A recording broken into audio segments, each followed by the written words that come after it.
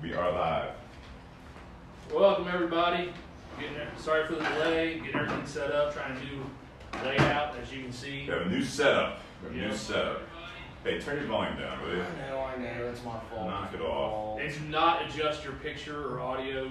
This is the last week that Jake is still out. Good call. Good call. We miss him. I'm sure Steve can't wait for him to be back next week. Yeah, it'd be nice having him back, actually. I need some whiskey in my glass here. That's why it's in front of you. All right. I miss him because I like his tasting, but that thing is awesome. He hasn't had that recently, actually. Really? Yeah, so I'm going to do some sharing here.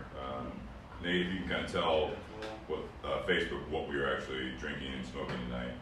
So, as you guys can see, we have AJ returning once again, and he brought his buddy Angelo, right? Yes, sir.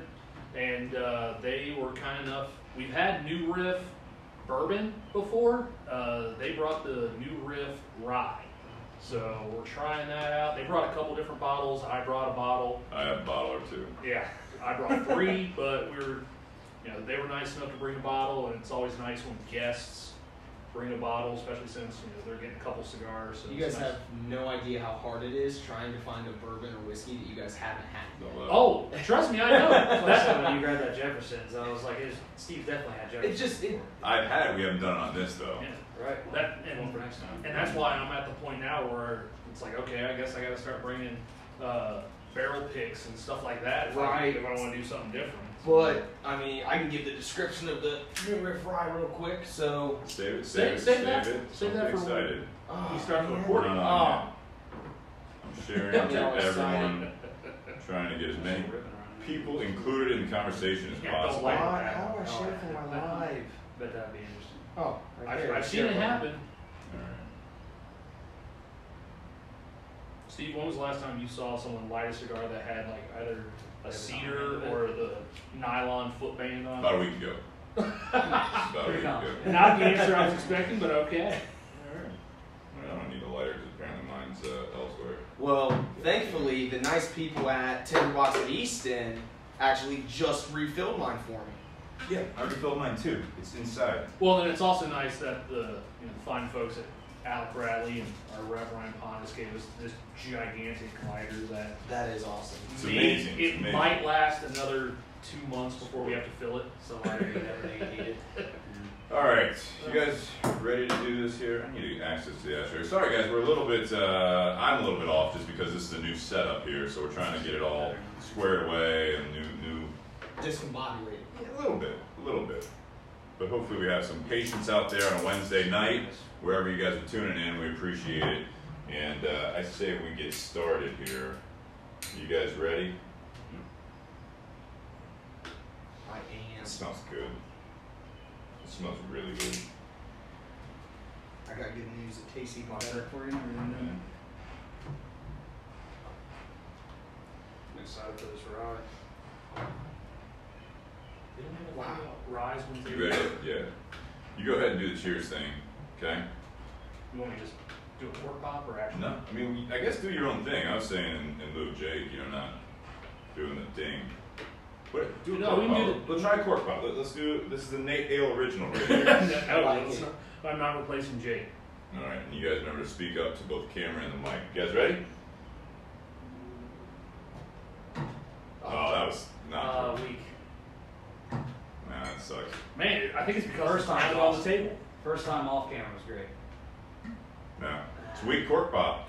Welcome to episode 70. That was Nate Hale trying his own thing and falling on his face. So Nate, thanks for joining us and filling in for Jake Sanders. For the last time. For the last time. That's going in your file. That's going in your file there. So yeah, episode 70, we've got AJ Kazmierczak. Hey, thanks, buddy. Yeah. Appreciate it. Jake loves that last name when you're on. Yeah. And then Angelo Snyder. You. And tonight we are drinking the New Riff Rye, Kentucky Straight Rye Whiskey. We are smoking the Flor de las Antillas, which was the Cigar Aficionado 2012 Cigar of the Year. And it is still doing really well as far as sales and people enjoying the cigar. They have expanded it with Maduro, which we're not smoking. But I want to thank Tinderbox at Easton, our sponsor, for the Flor de las Antillas. Sun-grown is what they call it now. This is the Toro size. I did a straight cut, a little bit crooked there, but straight cut all around, I believe, correct? Yeah, mine's a little crooked too. As opposed to like a V or a punch. But yeah, straight cut on the Toro. And then the second cigar is from Altadis USA, so Monte Cristo. This is a brand new cigar, and we're going to not really talk a whole lot about this one, but we're going to have this as our second cigar tonight from them, as well as continued support. As you can see behind us, the makers of Romeo, Monte Cristo, Upman, and countless others. And this is the Espada Oscuro, which is a new one, another all Nicaraguan cigar that we're going to actually be featuring next week, but I wanted to wait and have Jake back there. I'm excited because Jake posted that on Instagram yesterday when he was working. And I smoked the Churchill, but I did not smoke this Robusto size, so I'm interested. Is it running the same price point as the regular spot? A hair higher, but it's going to be, yes, right in that ballpark. So kind of like with $15, $16 there. So kind of like with the Laranja Oscuro. Correct. Yeah, correct. So, what else? Oh, and also BS Cigar Company. I got a couple BS cigars. We gave you guys some of that news last week about, unfortunately, the BS Gold will have to be retooled. I know it's heartbreaking, but we are working. We tried 2 blends so far, based on what we were asking for, and they were not anywhere close where we wanted. So it may be a little while because that's Brian and I for the BS. We're fairly picky. I was just So which is why we had so much success in the first place. That's an ode to you guys, Yeah. you know, for choosing quality Yeah. over something that's fast and. You guys also have a lot of pride in that cigar. And they weren't bad cigars, it just was not what we were looking for. It's not, we're basically trying to more or less reproduce the flavor profile that we have, and also the construction. And Agenor Salif was the one doing it. They have some top-notch tobacco, so it's going to be tough, but we will get it done. Still in the BS Silver, so we appreciate all the support there. Wasn't the Gold when we had it in regularly, wasn't that the best seller in the shop? So I mean, It was. You can't half-ass replacing your shop's best seller. I wouldn't call it ideal for a situation. No. And then tonight we are going to be featuring a topic that we've kind of touched on in the past, but I put the subject as, I don't know if you guys saw that, but it's whiskey, cigars, and vitamins. Supplements. Well, I put vitamins though, just because it's like everyone asks, like when you're in the Tinder box, it's funny because like between Ron, Brian, myself, and a couple other guys, it's like they're just like. Everyone's shaking. Work out. Like, what's going on here? What's the key to biceps? And that's what I was telling. I was just like, yeah, whiskey, cigars, and vitamins, man. It's just like Hulk Hogan used to say. I've never had that thought cross my mind. Say your prayers and vitamins. Yeah, those Flintstone vitamins are great. They are. It's still a weak cork pop. So let's start. I'm gonna toss it up to it's a synthetic cork. All right. So let's talk about this. Who has the notes on the new riff? Ooh, I do. All right. So AJ was the one that picked this one out. Thank you, AJ and Angelo, for bringing that. Yeah, so I basically was cruising through the liquor store and saw the new Riff Rye. It caught my eye. I love the marketing on it. One of the other things that I really like is the fact that it's bottled in bond. I think the story behind something being bottled in bond is really cool, and so usually I'll kind of seek those out. Something that I'm not too knowledgeable on is the fact that it is bottled in bond without chill filtration. So that might also be something we need to talk about as we Nate's the expert on that one. Nice, I like it. I don't know about that. All right. It is 100% rye. It's 95% rye and 5% malted rye. It has been aged 4 years, and it is 100 proof rye. 100 proof. Yeah. 100 proof. At least 4 years, according to the bottle. Yes, at least 4 years. We want to get into the appearance, nose, taste, all that good stuff. Yes, absolutely. Yeah? All right. So, well, let's try before you go. Last year, didn't you guys start a policy about not doing ryes when it's above like 70? We have blown through that policy like crazy. Podcasts get a little lengthy when you. In my defense, No, I the didn't problem know is- that pod or I Ryes didn't know that. No, ryes tend to be a little hotter. That's actually not. That's nice. And when it's 80 degrees outside, A little rough. Steve's already sweating. I just run a little hot. Last week though, I did not feel well for about 4 days after the podcast. I think it went into it like that. So there was like some comments. I think Nate even said that like my head was really shiny. Brad, who was in the garage, he said that I was sweating a lot more, especially more than I am now. Profusely. I wasn't feeling well. I was fighting something. I still not quite 100%, but I definitely feel a lot better today. Yeah. Good, AJ. So, nose. It's not overpowering. Like you guys said, once you get into the higher proof ryes, sometimes they can be like real up in your face, things like that. But I get a real smooth spice note. Maybe a little sweetness on the back end. Okay. The taste, this is definitely going to be an easy drinker, that's for sure. After that first sip, anyways. Angelo, what do you think? I was trying to keep it together. You said, and vitamins, question mark? Yeah, that's what I'm saying. I told you, that's exactly what I put. I'm definitely not a bourbon whiskey or rye expert, but for a guy that doesn't have a very extensive palate, I'm enjoying it. Okay. A couple sips in, it's got a nice bite, but it's not overbearing. Okay. I guess to a guy who doesn't drink a lot of bourbon, compared to people like you guys. I'm getting a lot more spice than It's got some. it's got a really strong flavor to it. Yeah, I don't even think there's a whole lot of heat. You said it's a 100 proof? It is 100 proof, yeah. So it's 100 proof. I'm not getting a whole lot of heat. It's more spice. There's a little heat, I guess. There is a little hot, heat. but it's. I'm getting more like actual. There's a spiciness Like a to it. tang to it. There Yes. is. And it's not like a cinnamon or anything like that. It's just a spice that completely coats your palate. And a lot of times, we talk about the Kentucky Hug where you feel the burn. Not all of us do. Ooh, but I like that. But we talk about how it goes down. Yeah. Well, I don't think this I is think it's from. burning in the mouth more than it is. Yeah, I get it in my chest, but it's not from Tastes like the burning. proof. Yeah. I think it's from the spice. The finish is just incredibly long lasting. Yeah. And It is. I just keep tasting that spice all the way down. So it's not the burn No. that I get in the center of my chest. It's that spice all the way down. Yeah, absolutely. So what does that say? You were looking this Actually, up. this is the first time that we've had this. So what are you reading online as far So as what they're saying about this it? actually is really cool to me. So it says on the nose, spicy and detailed. Okay, so obviously we all got the spice. Yeah, from the it, spice. typical rye. It says showing mint, black pepper, vanilla, Black pepper. orange, and oak. I really didn't Get get that a oak lot in of the mint, but after I heard orange, I kind of get the Nice. citrus aspect. Now that I got that part in my head, let's see. Yeah. Yeah, we've talked about that before, and that's why I think it's good to do your own tasting Before you yeah. read notes, so that way you don't psychologically Preconceived. And now you say it. I get more. They say orange or orange peel. It says vanilla with hints of orange and oak. So the orange and oak are obviously not overpowering, otherwise they wouldn't say hints. No, but there is like that. There's a little bit of fruit to it. Yeah. You said citrus. I I like really that. don't get the mint though. Like, I get more of a floral note, not necessarily okay. mint. Yeah. But I can see how that lasting finish and how, so if you've had it in there and all of a sudden you kind of close your mouth a little bit and then breathe in through a small Yeah. opening. Like it feels like you just like an take inverted some whistle. mouthwash. I like Yeah. that. Inverted whistle. Yeah, because you I whistle. don't You know if I'm a go, mouthwash fan. Was it inverted? But no, Like, like- we're getting it from. But I was when you do you were that, when inverted. you breathe in like that, you get that cool. I like the But top with some end. heat. Thank you. It's nice, spear-y.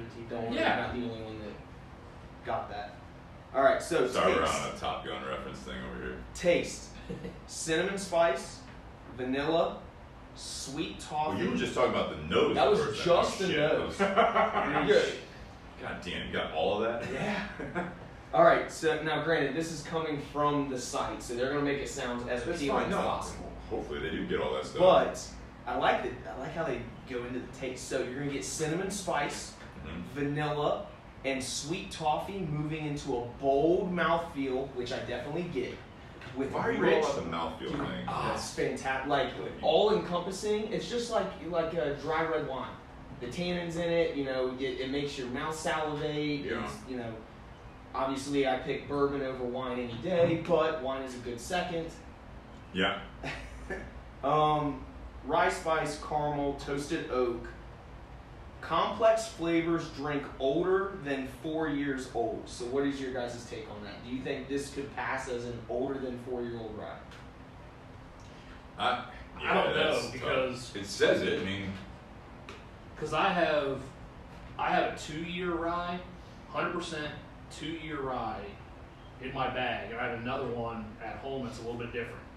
That they're only 2 years, but they're much smoother and much lighter than what this is. Okay. So I think from this being at least a 4-year, you're getting more of those oak Love notes. the assistant right there. That you're the MVP. But so it's not as smooth as younger ryes Uh-huh. that I've had, but I think that's because it's picking up more flavors from the barrels. It's in the barrel longer, so it's picking up more flavors, so it's going to be a deeper, heavier rye than some of the younger ryes that I've had before. Yeah. And this says bottled in spring of 2019. Yeah. So like right now. It just hit. So yeah, this was bottled yesterday, basically. Yeah. Shit. Wasn't this the what did this start out as before New Riff? Wasn't this the one that was down? OKI. But yeah, OKI. That's It's right. okay. Oh, you learned me something. Yeah. So we they did the started new out rip, as right? OK- We did the new rip before. Yeah, they started out as OKI down in Kentucky, and they were sourcing their whiskeys for the first few years while they were aging their own. Okay. So then once they had their own that had been aged and they could put out to market, they started distributing their own and changed the name to New Riff. Oh, okay. So I think, yeah. So I actually really like this. I don't know what you guys think. 'Cause with ryes, you're right. Nate said, you know, are we doing no more ryes? That was like a rule and everything like that. It's not. It's. I was gonna say it's not 80 degrees. It's 78 degrees. It's not even close to 80 right now. But I don't know. There's something about this one. It's not quite as overwhelming. It's got more flavor. Like not more flavor, but it's less heat. It's not really like the first couple sips you have that, as you say, the Kentucky hug. It is warm. But once you have a few more sips, in my opinion, it's actually just very, very pleasant. And I didn't open it up. You did, though, Nate. I also see this in terms of flavor profile as a really balanced. Yeah. But I mean, I don't trying think- to find. I don't think what's it's- more distinguished than anything else in it right now. Because I'm getting like just everything you mentioned. so Jake actually taught me this. Jake, we miss you dearly. Get on your phone and type in bourbon tasting wheel, and it'll bring up a whole wheel for you to look at and try to pick Absolutely. flavors I'm out. enjoying it by all means. it's definitely got some legs. I mean, even in my glass, which is not an actual glass, it's a whiskey tumbler here. What does it say on there? It says this is probably whiskey. Yeah. And I picked this Which it up. is. I picked this up at the gun store, Nice. which was awesome. Jake, if you've seen his Yeti one, he had that. It says this is probably bourbon, and he had that custom done, shipped to him. I think he said he paid like $40 for it. And so when he saw mine, he goes, "Oh, I like how you put whiskey on yours instead of bourbon." I was like, "I picked this off the shelf. Like this was as is, and it was $16." He goes, "Damn it." But when you said balance, are you talking like balance between sweet notes and spice notes? I'm talking about there's no part where I sip it and I have to take a second because it takes me back, or it takes me aback. Okay. It takes me back. Sure. I get this, you get the notes on the nose, great mouthfeel. That's And then Great. I I'll actually let that go. And then I actually do get this, which they actually have on their site. The finish, you actually get bold rye spice with vanilla buttercream. I kind of understand what they're getting at with that buttercream finish. It keeps, vanilla It's a keeps smooth popping finish. up too. But I mean, Steve, like you alluded to, I put just a cap full of water in mine, and it really tones it down in terms of the heat, but it doesn't dilute the flavor at all. Okay. You still you still get that spice to it. I still get the floral notes. It's just easier going down with just that half cap of water. And then, of course, I forgot the receipt to be able to tell people. Do you know how what much it's it is? costing. That's what I'm trying to remember. I know it's in the trash can, I bet you. Well, it was in the blue bag. In the bourbon, like 50, 55. Yeah, the And bourbon- you said this was cheap. I want to The say this bourbon was was 45 50. because we were going to split the bottle. It was- He told me it was- 45. That's 45. right. Yeah, it was either 40 to 45. It was something like that. Once we kill this bottle, I probably will buy another. Okay, well that's a good endorsement. I'm actually with you. If it's $45 for this rye, and it's readily available, This, I think it's very pleasant. Yeah. I'm drinking it. I mean, Nate, what do you think? I think it's fantastic. You know, that one rye that I brought on a couple months back when it was colder, that was a rye that we're like, maybe we ought to try that when it's warm out because it was so light and smooth. What was that? That was the Mastersons. Yeah. So that's a 10-year, 100% rye. Okay. And I think it was bottled at like 96 proof. Yeah. But it was so smooth and light, we were like, holy cow, we could probably drink this in the summer. And I thought it was very good. I thought, yeah. So this for $45, if I had to sit there and take a pick between $45 new Riff Rye and that $70 Masterson's 10-year rye, I'm probably picking the new Riff. Just because it has more flavor. How much was the Masterson's? 70. Yeah, no. This is, I think they're on something with this one. The new Riff itself, and there was one floating around the other night. I think Is it in the house? No, we finally killed it. It was the one that Jake had actually brought over. We did not feature it on the podcast, to my knowledge. He actually brought it over. It was the new Riff Bourbon, but it was, I think, an Ohio pick. Okay. And we did not. He didn't care for it really that much at all. I don't think, compared to some of the other stuff he's had, especially from New Riff, OKI, stuff like that. But it was one of those that. Let me put it this way. Now, Jake is very generous with his whiskey. I'm not saying that. It's not a bad thing. But when he came over that night, there was probably about, less than half of a bottle, and it got down to about a quarter or a little less. And then he's like, nope, that's done. And no, he left it here for other people to try. Wow. Again, he's very generous. That's just not a typical, like, Jake, he'll carry it with him so that if you're with him, he's going to let you guys try it. But he's not one to usually leave a bottle behind, especially when it's like a pick or a barrel pick or, it's obviously Ohio pick, whatever it is. But it's pretty fun. I'm kind of the opposite. If I have a rare bottle, something that's special, I'm a little stingy with it. Yeah. I've brought some really nice bottles into the shop on Saturdays. You're very generous as well, yeah. And that's one of those, like, all right, we wait till after the shop's closed, everyone's gone, we're just hanging out. Hey, if you guys want to pour, go ahead. This isn't something that we're going to sit there and kill my bottle. Yeah. Somehow people are still at the box at midnight. Well, whoa. Allegedly. Allegedly. Allegedly, they're still at the box, yeah. But, I remember there was one of the regulars at our shop, there have been a couple times where I brought a couple of really nice bottles into the shop, and I usually carry 3 in my bag, and he's like, hey, he's drinking something crappy left in his locker or something. Who's this? Hockey Dan. And I'll drink something nice. He goes, can I try that? I'm like, you can try whatever's in my bag.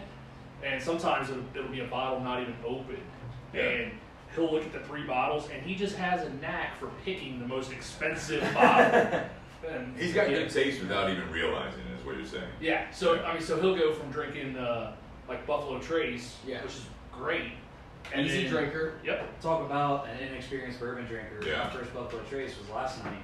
I loved it. Really? Last night? Yeah, it was nice. great. And then he opened up my single barrel 6-year rye that I had. And I was like, really? So Which was good. That's what you opened. All right. Nate, we gotta hang out more, buddy. No, what that means is you need to spend more time at the tinderbox. That's fair. Bingo. That's fair. But the one thing I will say is this pairs very well. It really does. With this cigar. It really does. Because I've had this cigar a ton. I know what to expect from this cigar. Go ahead. It just pairs well because the Flor de las Antillas, it's got some spice to it, little. Yeah. But just about everything that my Father Factory puts out is going to have some spice to it. Right. Mm-hmm. And it's got a little bit, and it just complements. Neither one of these overpower the other. I agree with that. This is not a full-body cigar. No. This is medium. Yeah, I think Maybe a little bit more, but it just pairs very nicely. I think in a good way. Once again, my palate's not the same as your guys's, but starts off, you get a lot of the spice, but as I get a little deeper, it's a lot sweeter than it is spicy. That's a good comment. That's actually a good, that's a good read there. You kind of like, you It get calms more of down those the sweet spice, notes. and you get up the front. sweet notes towards as you get a little deeper into it. Spoken like a veteran, I like it. As if I am one. Not at all. We'll figure it out as we go Yeah, along. we're learning. Figure it out. Light up another cigar, pour another glass, and figure it out. That's right. If we ever get to those t-shirts. Drink your way to the answers. Ooh. Drink your way to the answers. Yeah, I like trademark that. that. Tattoo it. One of my favorite lines in a song is Keith Urban's song, which I'm not a huge fan of Keith Urban, but it's that. Great in concert. Is he? Yes. What is the line where it's like, I've had enough to drink, and it's making me think. That's that blue is not your color or whatever. Yep. There's that line. Every time I hear that line, I'm like, yeah, been there. Yeah. Been there. Well, I never I would actually guess. listened to that while I was at that point. While I'm you like, were there. You know what? Well, I've worked in the cigar industry for 7 years, and one of the jokes I always tell with people is, cigar guys will hang out, smoke cigars, have a few drinks, solve the world's problems, Yeah. and then wake up the next morning and forget where we put it. Yeah. That's why you have those, Write it you down. solve them over and over again. Yeah. That's right. And that's why we record Live it. on So Facebook. Conversation topics. that's it. That's right. So hopefully someone's I'm learning. going to ask you So- to pass that bottle again. Yeah. We have Bobby Crow, man. We have Bobby Crow on there, and Bobby, we miss you down in Texas, but he said, I leave all the bottles, Steve can verify, and I will say when he's been here, anything that's left, he leaves them. He had a nice gift for Jake and I, not knowing that we'd already had it. It was that Bond and Lillard. Oh, yeah. Okay. He found yeah. a 375 of that. Isn't that all that comes in? Yeah, and it was volume 2 or batch 2, which was the one that we did when we had Scott DK on here from Yep. Ohio Bourbon Times, and it was a fantastic bottle. So that's actually sitting in my locker. So we might actually have that as a supplemental drink here when Jake and I are back on together. Yeah. He liked it more. Bobby liked it more because of the advertising on the bottle was all about I don't want to say conflict, but it was like almost like yin and yang. Remember that? Like You talked about it. Yeah, You exactly. read it. Yeah, well, he didn't hear that one, and he looked at it, he's like, oh, you and Jake right here, this is all you. So, Are we already Thanks, Bobby. talking about Game of Thrones? Two and things. comments? I was No, gonna I say swear. 2 things. That's I'm a Bobby. newbie. No, that, I'm deep in. We don't have to get real deep in that. We're all that's who course. Bobby is, because I think it was last week or maybe 2 weeks ago. No. Yeah. So for those of you, But right at the end, like the last half hour, yeah, Bobby Crow finally jumps on for whatever he was doing. Finally jumps on the podcast and immediately starts talking about Game of Thrones. It's yeah. like, ah, That's okay hey. then, Let's just chill on because the Bobby, spoilers. I am 100% Team Arya, and for those of you that aren't reading the comments, he said, "I drink and I know things." That is a direct quote Yeah. from Tyrion Lannister. Yeah. I've Yeah, I seen, love I've that seen band. those shirts. Tyrion Lannister. Tyrion's the end, right? Yeah. No, Tyrion Lannister, they're the greatest hits Yeah, album. great. It's Yes. fantastic. That's that German rock band, right? Oh my goodness. Ramstein? What? No, Tyrion. That's Lannister. Why do I hang out with you again? I haven't figured it out. Ramsey? So good news is I saw like the first 3 episodes about 3 years ago, and I saw the finale. So I figured not much really happened. You're good. Has it really been 3 years? My goodness. No, that was like 7 years. I think since the Really? beginning came out. It was I'm on like, season 5 and still good. So well, I can tell you where it goes. I I watched watched the last episode. I know how it all went. Yeah, I watched 3 episodes of season 3. That was just because of the cigar shop I was hanging out at that time. I was watching it on Watched it, HBO yeah. now. Yeah. I'm like, all right, All right. fine, I'll watch this. I have no idea see, what's this going is on. exactly yeah. what Angelo was saying. So- and now we're going to go into the. I don't No, know. we're not. It's not a Game of Nope. Thrones. Back to reality. I did find something Wait, else that's that I not real? really liked. It is to me. I found something else that I really like about this whiskey. If you take a sip and hold just that little bit on your tongue and take a smoke of your cigar, I love how vibrant the flavor is. And yes, I said vibrant. It's all right.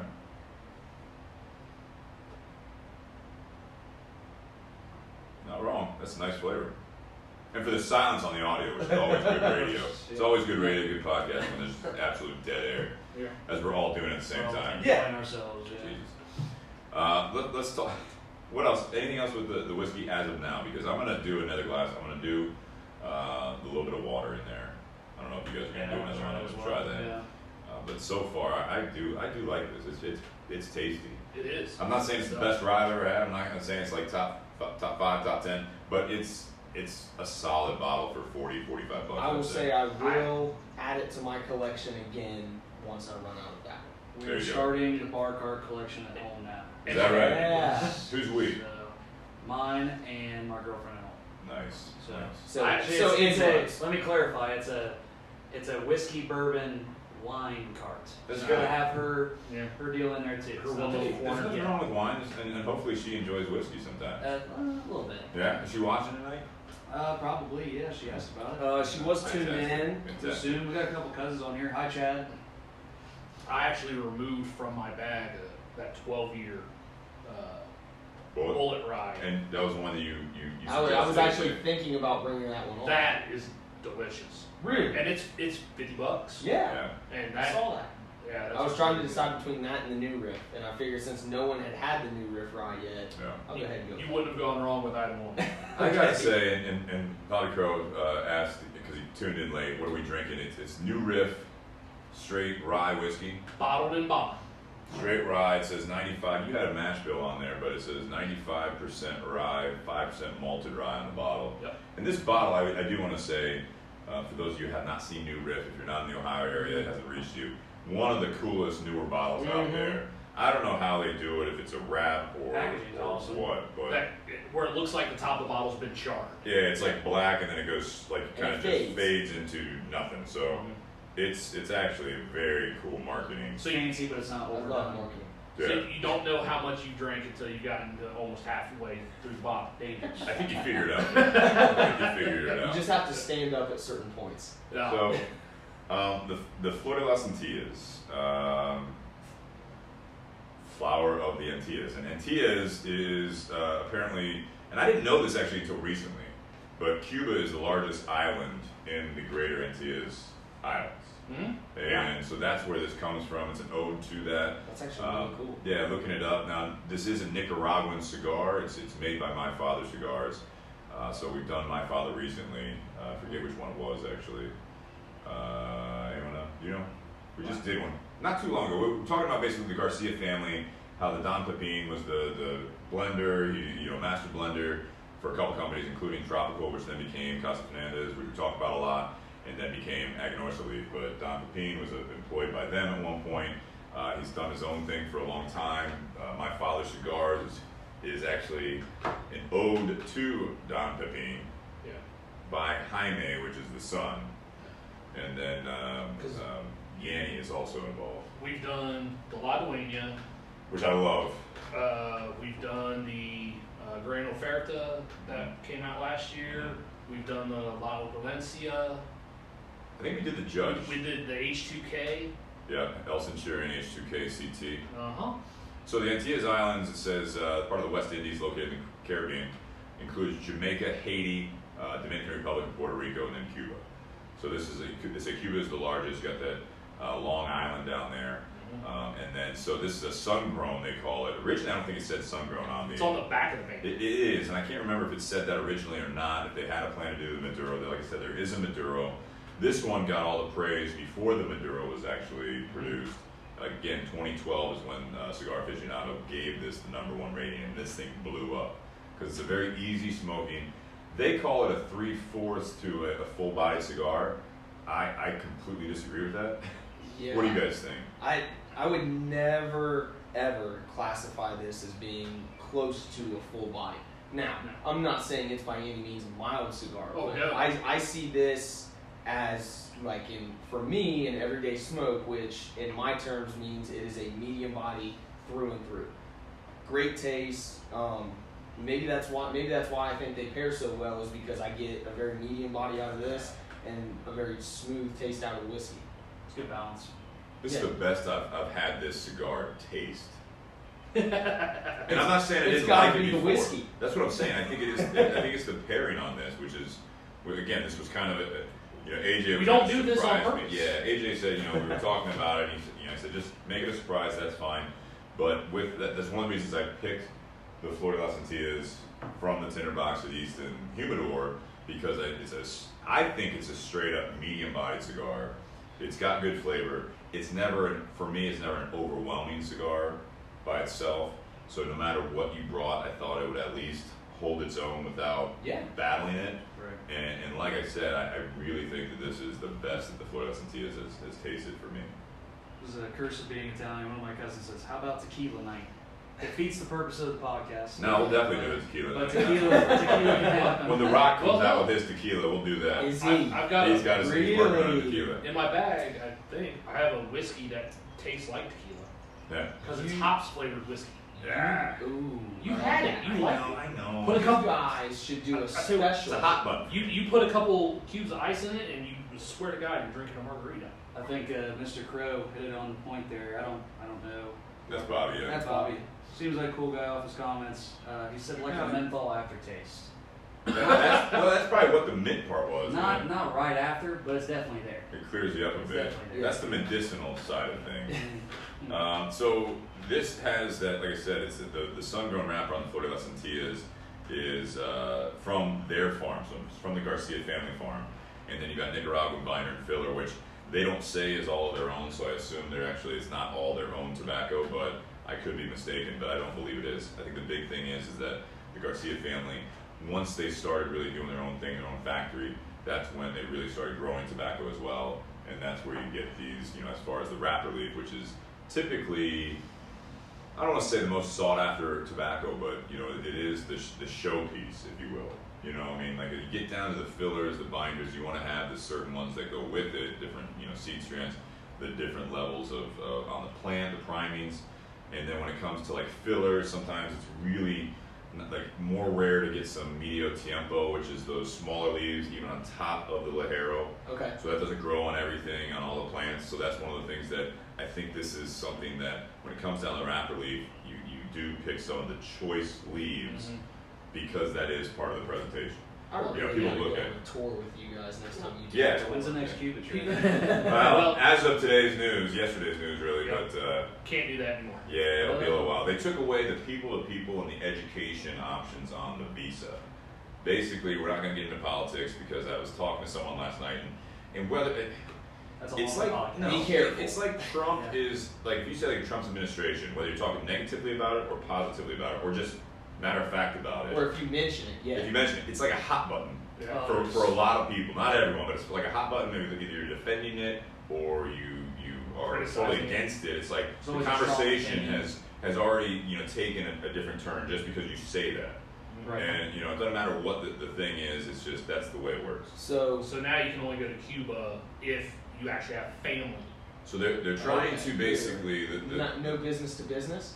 there's never business. So there's like religious. I went through the whole list Educational.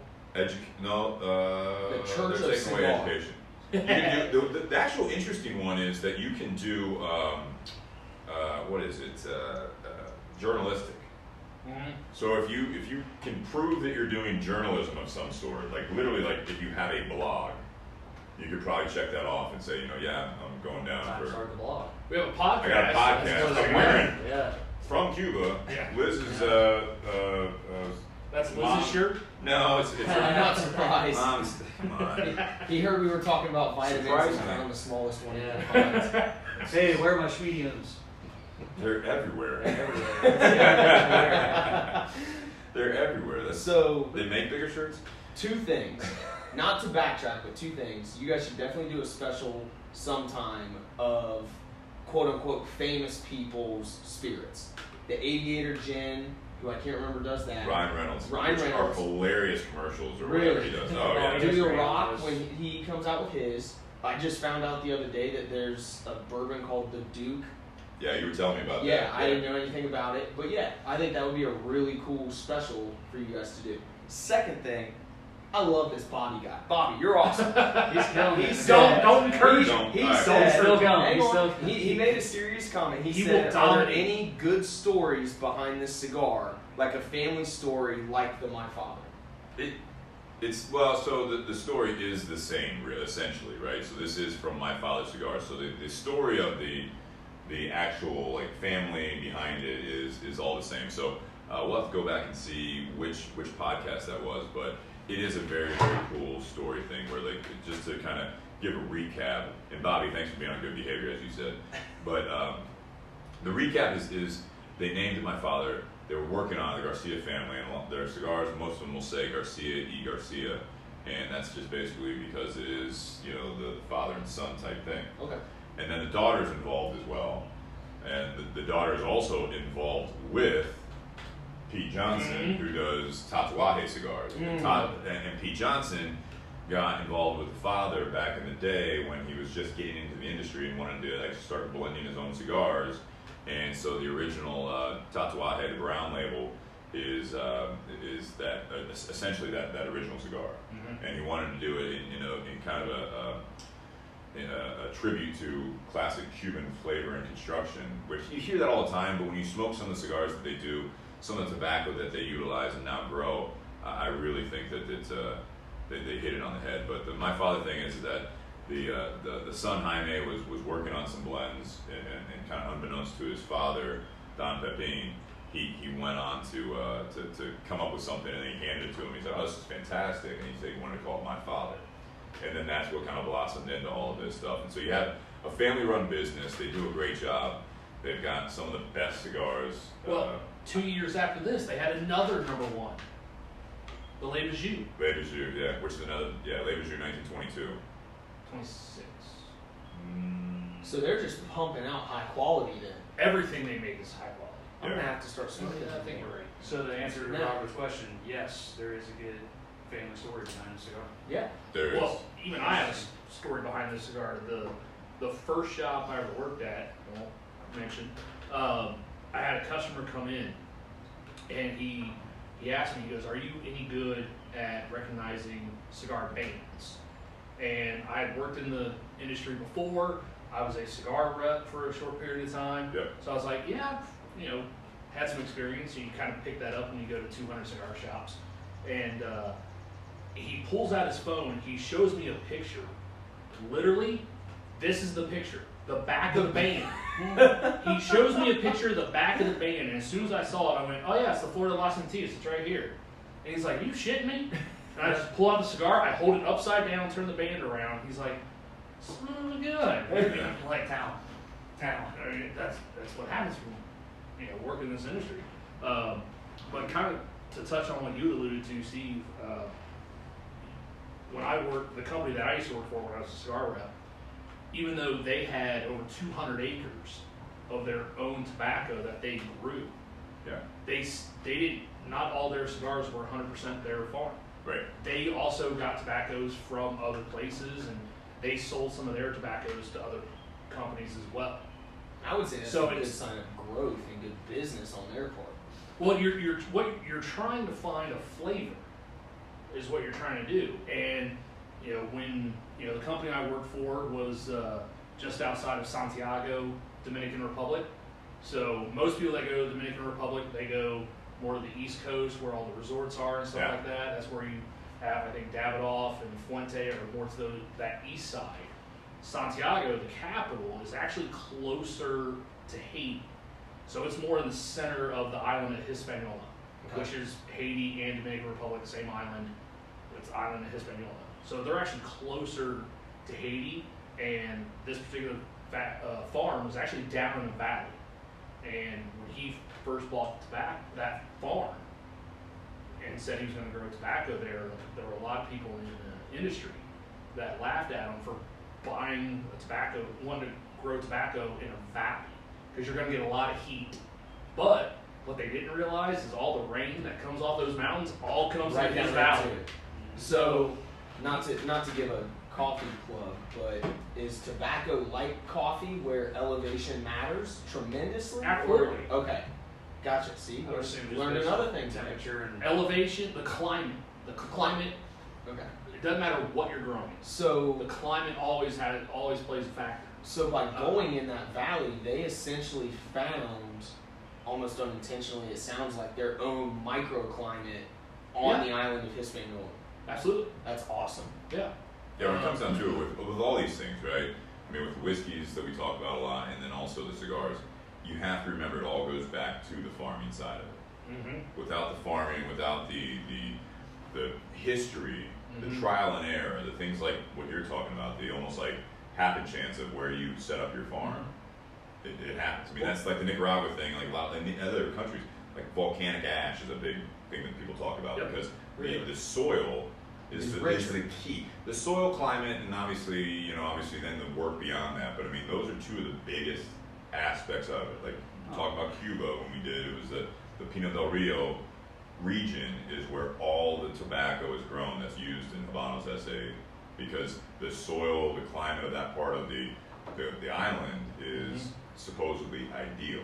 And that's where there's like, I don't know what it is, I've heard different kilometers, like square kilometers. Ooh, but like 23 square it's miles. like 20 plus, like that. yeah, square kilometers down there that all the tobacco is grown for all the Cuban cigars. Well, that's awesome. Yeah. Kylie, thank you. I'm super curious now. So those again that aren't reading the comments, Kylie said, Nate, talk about the barns that are enclosed versus those that aren't. And now I'm super interested.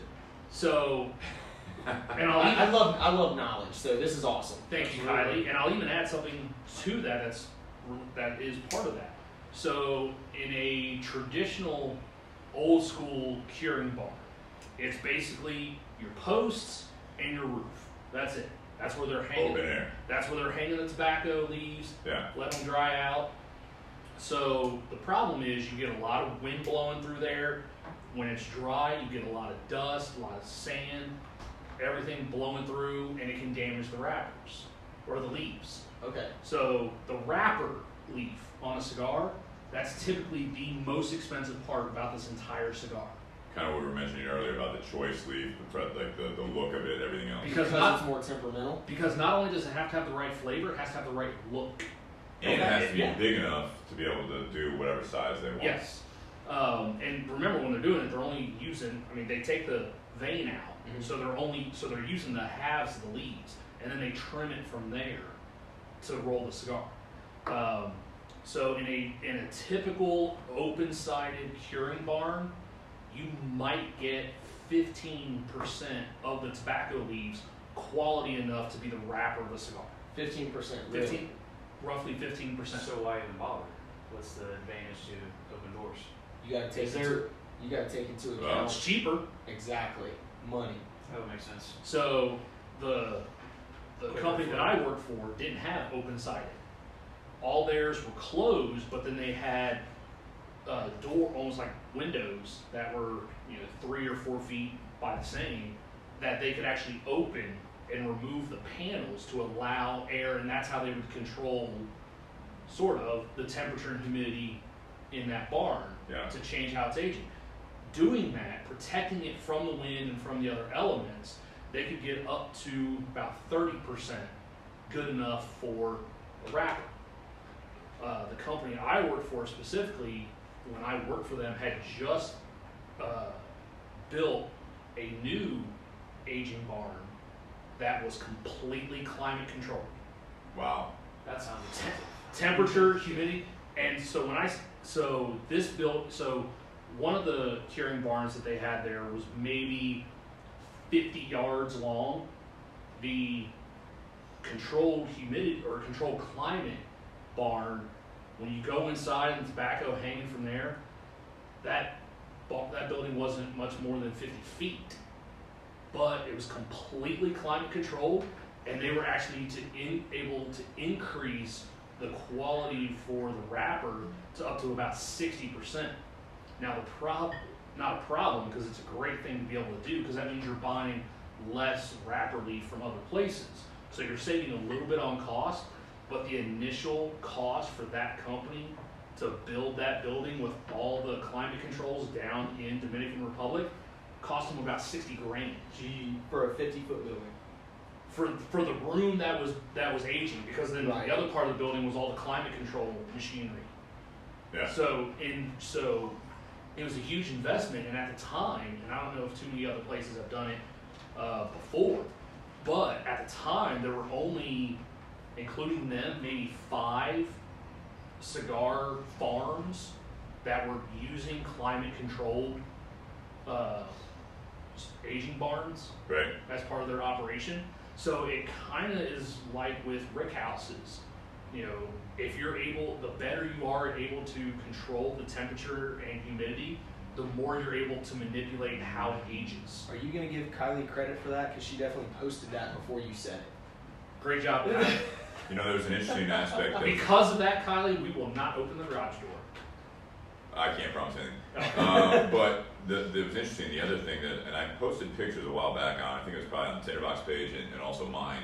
But when we were in Connecticut, they kind of had I don't want to say a hybrid of all of that. But what they had instead of windows in Connecticut, obviously there's a different climate. Right. So their seasons are going to be just like in Ohio. Springtime is never the same. So their growing season is never quite the same. So they have like the humidity spikes. They could have a cooler season. They could have more rain, whatever it might be, just like anywhere else. Like Ohio. Right. But they had, so picture the slats coming down the side of the barn. Okay. Instead of windows, they had almost, it was like every other slat was attached to a board, if you will, going down the side of it. And they could basically, it's like a louver almost. They would move it. And so all of a sudden, you'd have every other slat stay in place. And the other slats would then open on both sides, creating that air coming through. Same principle, but it was almost like, I don't know which is more archaic or anything like that, but it was both kind of ingenious on how they did it. But they did it in a sense that it was just like, they don't want just a square or a big, window. They just they could open it a little bit more, a little bit less, or they could have it completely kind of full bore open, that the air is coming through to kind of air it out, because they're watching that humidity level in the barn and the temperature in the barn. Yeah. And instead of doing climate control, they do it the old school way, if you will. And then to Kylie's point of where it is, like in a rick house, is where it is being hung in the barn, that it's getting affected because there's more leaves up top as opposed to down low and all that stuff. But they had a different idea that I thought was really, really ingenious. Okay. Well, with $50K on that, 60 grand just to do the climate control crazy facility, basically. And investment for a good quality payout. Well, I mean, so when people come to a shop and they're like, yeah, I'm looking for a cigar, can you recommend something? Oh, try this cigar. That cigar is 12, 13 bucks. Yeah, do you know what goes into it?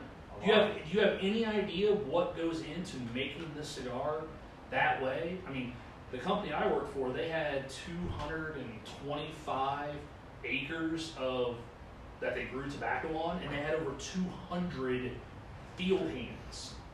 They had over 200 people that work in the fields. They also do shade grown, like Steve's talked about before, where literally you're putting up the post with cheesecloth over top of it, and then it gets sent to the actual factory, and you've got another 100, depending on the size of the operation, another 100 to 200 people over there. Yeah.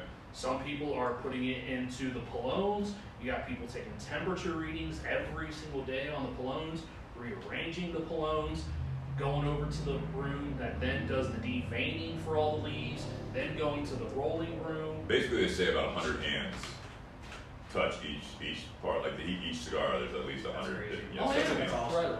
But you think about it too, is like just like the shipping. So like again, Connecticut, for example, or if you have, say, you're in Nicaragua, say it's a Nicaraguan pure, you're manufacturing in Nicaragua, but you still, like, it's not your tobacco. Like, tobacco isn't light. I mean, it's light on its own, but even like a stalk or a leaf, it's pretty substantial. So if you're sending skids or bales of this stuff and you're shipping them in the same country, let alone like if you, like they're in Nicaragua and they wanted to utilize the Dominican Republic, like they have to ship all that tobacco over there. So it gets almost as heavy as, say, like a compost bag filled with mud. Like you were trying to pick up earlier that, alright, side story. But anyways, there's that part of it, is the shipping and everything else, and then you have to realize that they want to make some money off of it after they do their business side of it, right? Mm-hmm. And then if you have a rep or if you have a broker or what have you, and then they have to get their cut of the sale, so that that comes in the business side of it. When you say $60,000, I mean I know it's not the biggest building, but based on the size of an operation, you don't do that brand new, but based on the size of the operation that LFD is, that doesn't seem all that like crazy extreme if they are able to maximize, to your point, like the wrapper leaf, the product that they get out of that. 60 grand seems like not a drop in the bucket, but I mean, if that's, in maintenance aside, if that's sustainable and you get a lot more from it, that's well worth the investment, and you make that back pretty damn quickly. So they do have a cigar, since you brought the name up, LFD, they do have a cigar, the LG. Mm-hmm. The LG is 100% from their farm. And it is a good cigar. We do not sell it. It doesn't sell very well for us, but it's a powerhouse. It's a great cigar, very full body, very rich. It's not a cheap cigar. even the smaller sizes like a Corona or something are still going to run you at least $15 a stick. But 100% of that tobacco that goes into that is from their farm. So when they have a cigar that's been rated as high as the LG has, and it's as good as it is, even though it's a limited product, if you want to be able to get that product out to your big enough clients that can sell it and move it, you've got to have a way to maintain the quality of that wrapper. And so what Lido decided was to build that climate control facility so that way he could increase his production of wrapper in order to increase the production of that specific cigar. And I mean, you know, the gist of this is going from 15% all the way up to what you said, 60%. That's a monumental increase, and definitely sounds like a smart business move. Especially and worth it, right? Especially when you're talking about 200 plus acres of tobacco. That is a huge. I can't even count that high. That is, okay. Right. It's right there. It's Spanish, maybe, but all right. But yeah, I mean, so there's a lot of stuff that goes into it. So. No, I mean that's a ton of information, and that's the neat part about it. Like you were saying, AJ, is that you'd like to take a tour. If you could take a tour, whether it be in the U.S., like in Connecticut, if you can go down to Nicaragua, Honduras, Dominican Republic, whatever that is, if you can set up tours when you do that, you get so much more, I guess, respect, and you immerse yourself in it. You know, like, again, going down to Cuba, like Brian, the boss, the owner of the Tinderbox at Easton, one of our sponsors where a couple of us work and the rest of us hang out, he recently went to Cuba, and he's been in tobacco for a long time. Not only owning the cigar shop for 20 years, but he also has a family history of tobacco in the States. When he left for there, he was kind of like, I'm not really into Cuban cigars, Cuba in general. When he came back, he's like, yeah, Havana was really cool. I could kind of take it or leave it. It's kind of like Miami or any other like touristy place. Okay. I think it's gorgeous. I really enjoyed Havana. But when he said he spent I spent an afternoon, a long day at the farms when I was out there. When he was down there, they actually stayed over. Mm-hmm. And he's sitting there with Hirochi Robaena. He's sitting there with Papo, who is basically, he rolls his own cigars that he buys. Like they're all custom farm rolls. But he doesn't roll anything or grow anything for things that go in Havana USA. So he's basically doing his own thing out there. And every time they go down, they find a new contact. But when Brian was able to hang out with these people, it's like the purest sense of like, you have farmers, you have rollers, you have these people that are really on that side of it. And you kind of get reacquainted and re-immersed into the cigar culture, which we talked about last week on the podcast.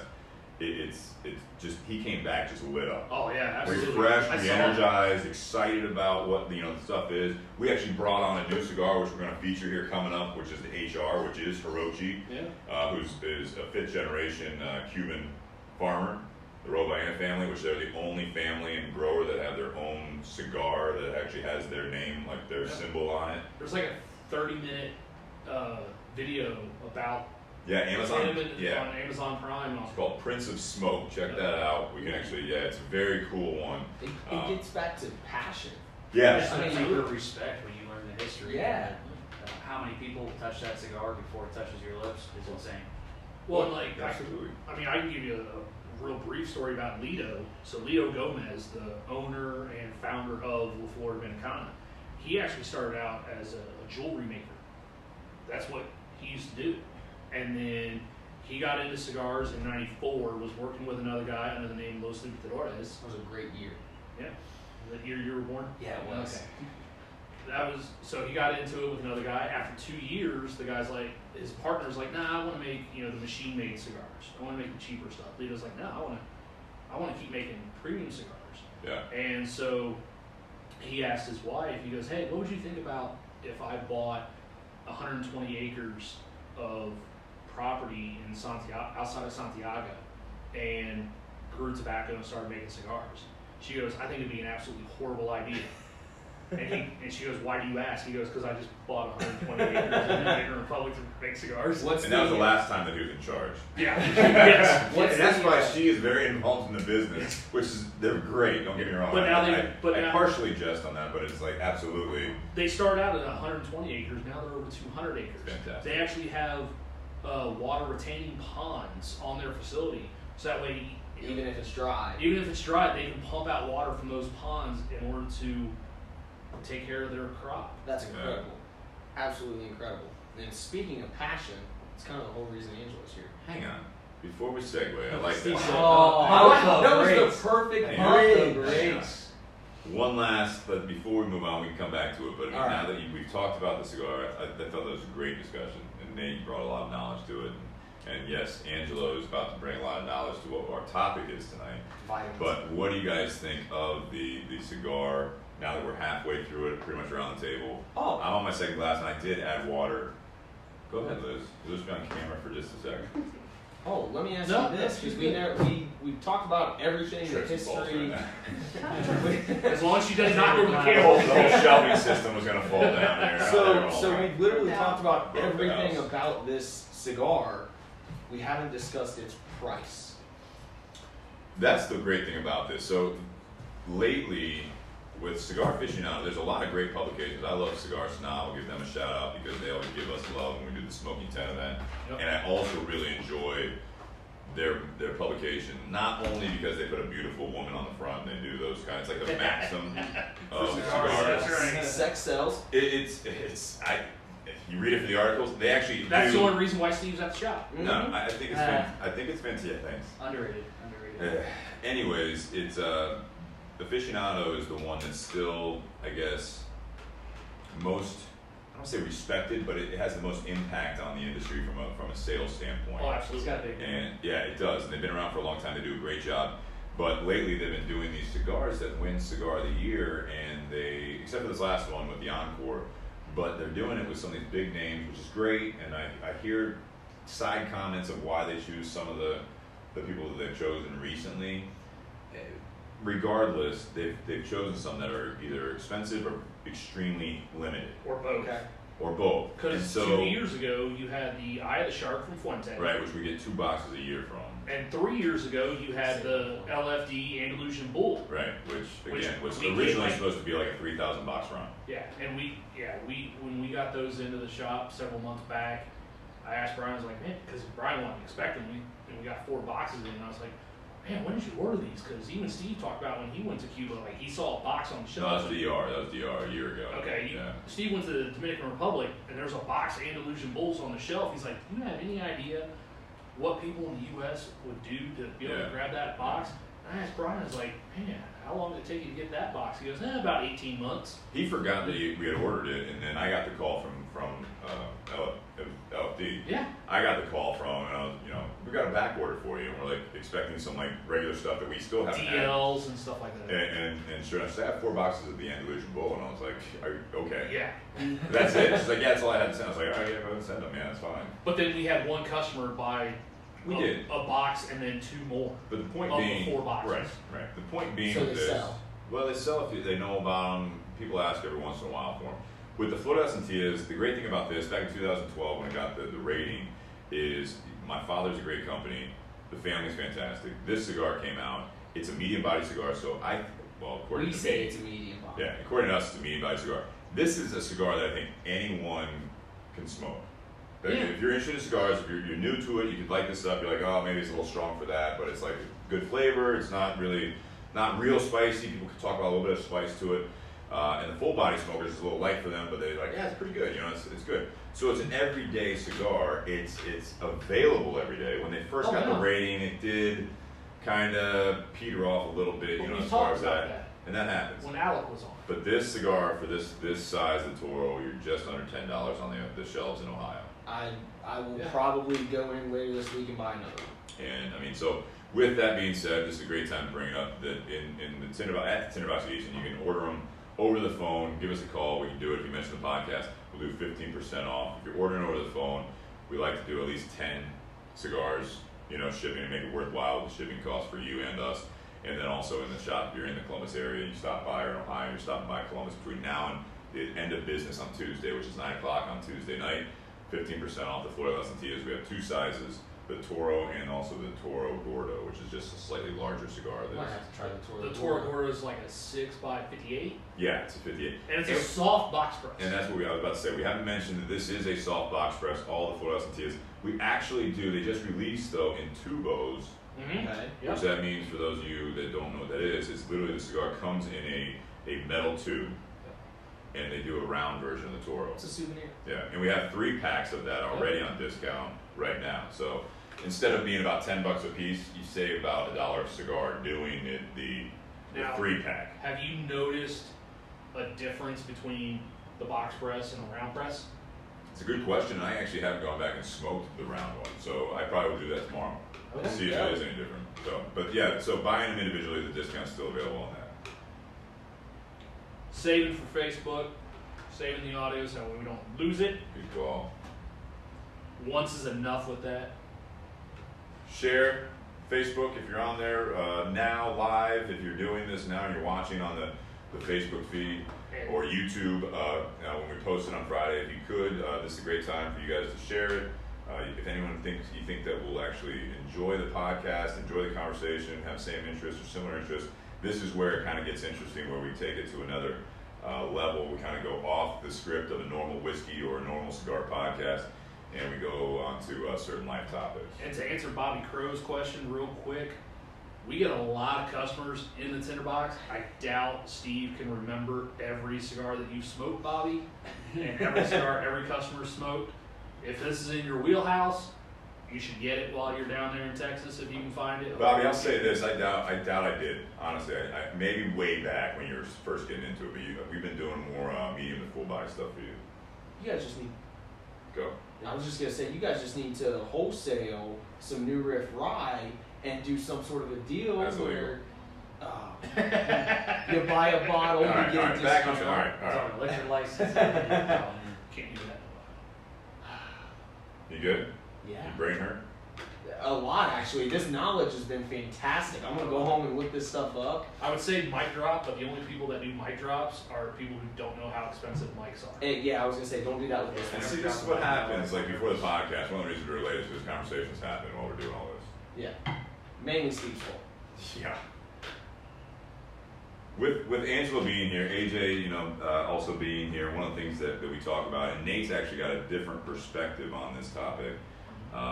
Again, this is something that we mentioned on the Facebook Live. You do get a little bit extra stuff when you do the video side of it, which is nice. So if you guys do subscribe to the iTunes, Spotify, whatever you're getting the audio from, share that. Everything else, like it, that subscribe.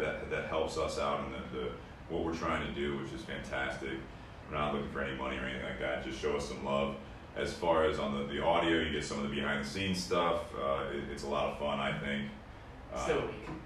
It is. It's a weak cork pop. It's synthetic. I know. So, but one of the things that we get a comment in our cigar shop at least, and I have some experience just from over the last probably 20 years, utilizing supplements, learning about the side of health as far as some diet, trial and error. In no way am I an expert. I do have a lot of experience and I've learned a lot over the years. I can give you a crash course of it. If anyone, like any of my friends, I've helped some friends out as far as what I do, what I've learned from it, different brands. Angelo runs 3 Subzilla, which is a more local company. It's a much more family-based, Yeah. a little bit different twist on your supplements and nutrition. Absolutely. And so before we do an intro of Angelo and what his background is, what I'll say is, as far as framing the conversation, I want to hear about what you've learned in the last several years being in the business on the retail side, much like I have from the tobacco side, cigar side. You learn a lot because you learn from the vendors, the manufacturers. You have to be able to relay that information if you're good at your job. There are days in any industry, but I know from my experience in the supplement world, which is not just vitamins, there's other aspects of it, and then also just overall nutrition, right? There are plenty of stores you go into, just like a cigar shop. You go in there and the guy behind the counter is basically just barely says hi to you, and then you just kind of wander the aisles, and if they ask you a question, they don't know shit about it, and then it's like you're basically doing your own research, and you're going off of things you read online, the advertisements, everything else. So what I'll say to again frame the conversation, I want to hear what you have to say from the retail side of it. things that you found to be a benefit personally. You too, AJ. Nate's got a different aspect of it, which I'm really interested to see as far as some of his history when he had a different career, when it's actually going with the testing of some of supplements and key ingredients, which is going to be interesting. We're going to still try to cap it around an hour here for the topic, but what I'll say is, for me, one of the biggest things that I've learned recently, and you guys can kind of utilize this in the conversation as well, is first and foremost, if you're feeling well, you're doing well, you're getting the right sleep, you're getting everything else, you feel good every day, then keep doing what you're doing. If you're happy, if you want to be in different shape, if you want to look differently, if you want, that's fine. But if you feel good, that's the biggest part of it. That is the key to everything. That's the key to all of this. And so with me, one of the things that I will recommend for anyone out there, you can go do your own physical as far as that with your general practitioner. There are other sources out there now, I know, that are mail order, but one of the things that my biggest, successes in this topic of supplementation and also just overall wellness is I found a doctor that I really enjoy, respect. He's highly respected in this area nationwide, and he is local, but I did a blood test. I was in my early 30s when I actually went on. I was always taking pre-workouts, doing all that stuff, but when I actually noticed some major life changes in all around, it affects everything, right? When you run down, and we talked about that on another podcast before, is you kind of, you're foggy, you don't have the drive, you don't have the career path, maybe like as far as the energy to really kind of focus on growing everything. Just kind of going through the motions. Going through the motions or being unhappy with it, whatever it might be. And that's where I guess where I found the fact that I realized there was something off, and so I started that path of going down that. But more recently, it was about two years ago, I did a full blood panel test, and I can share it with anyone. I'd be more than happy to do it. Insurance covers part of it. If you don't have insurance, then it is expensive. I can speak to that. This last year, $90 to $100 without insurance for a blood test. Depending on the blood test. Yeah, if you're I did a full spectrum. I did a full blood panel, and I'm talking about vitamins, minerals. I'm talking about thyroid. I'm talking about prostate. I'm talking about testosterone, estrogen, and everything else. And my bill was, because it wasn't covered by my insurance, was $2,400. Wow. So mine was much cheaper. You have insurance? I do, but but my point is, this was all through a doctor it was 4 pages, so it's bigger than a lot of what people go through. But anyways, I would recommend that if you guys are feeling like that. And I just want to kind of throw that out there, is that we're not giving medical advice. This is not this is a topic that can be touchy for some people. Absolutely. And we're not you're in the industry from retail side. We're not doctors. We're not specialists in a sense as far as sources and everything. Sorry to cut you off. One of the very first things I stress when people come into the store, I'm not a nutritionist. Right. I'm IFBB pro bodybuilder. Right. I mean, I may look like it next to Steve, but Thank you. just kidding. Well, and point being, That's for the audio listeners. There's no, in Ohio, you can't legally give someone a nutrition plan without Certification. Yeah, without certification. So, well, and one of the things that I most respect, and granted, we've known each other for years, but one of the things You and Angelo. Yeah. One of the things I most respect about when I walk into your store and a new customer walks in and they've got questions and things like that, I've been in there when Angelo has flat out told them, you do not need any of this, but depending on what your goals are, A, B, and C might be able to help. And then he dives deep into, what's in it and things like that. It's a lot of questions. So we tap into the customers, we don't ask a lot of personal questions, but you don't really know what to give a customer. I mean, someone says, oh, I want a fat burner. Well, you got to dig a lot deeper than, if you hand anybody, any other salesman is maybe not as knowledge, you hand a fat burner with 300 milligrams of caffeine, which in some cases is low in the supplement world, not to the average person. Right. And they, start having heart palpitations, you're in a world of trouble. Absolutely. So, there's a lot of questions you have to dig into. Blood work is a huge I'll touch on that later. Well, and I think that's a big part of it, is that it's first and foremost. I'll say this. So with this overall topic, it's called supplements for a reason. Mm-hmm. It's supplements. And over the years, I got to be honest. Back in college and after, there are times where you know, my diet was not changing at all, and it was like, you know, obviously being younger, your metabolism is different, you just, your body works differently. Hormones are different. So, you know, you want, like, I want to lose a little weight, so I'm not going to change anything, but I'm going to take a fat burner. And you don't change anything. Again, it's supplement. So the whole point of this is, it's like, just like protein shakes, meal replacements, all of this stuff, you can't successfully exist or survive or be happy if all you're doing is taking this. You still have to have the proper nutrition, you still have to intake food, you still want to exercise, and they always say that stuff. The interesting part is to your point, you know, as far as how many milligrams of caffeine or how many, you know, grams of this ingredient or why they put it in there, it's interesting because none of this, much like we talk about the cigars and everything else, the supplement industry is not regulated by the FDA. Not a lot of it, no. So they have independent now, and that's something recent in the industry, is that they have independent organizations that do all of the actual, like, certifying of the ingredients. Yeah. And then you have people like Nate, his history as far as testing some of the things as far as for the FDA, because the FDA doesn't necessarily regulate the products, but they regulate the ingredients. They like to crash down on a lot. Yeah. You see a lot of commercials for supplements, and at the bottom, in the fine print, these statements are not regulated. So, yeah, it's on the bottle. Been confirmed by the FDA. There's stuff in supplement shops at the bottom will say not for human consumption, for research purposes only. That's a real thing. People still take it. Is that showing up in the actual nutrition stores, or is that only online? Absolutely. Wow. You're talking into performance enhancers. You guys sell SARMs? We absolutely do. With a lot of education. I have a lot of personal, great results. There's cons to anything that pushes you past your genetics. And go back to blood work talk.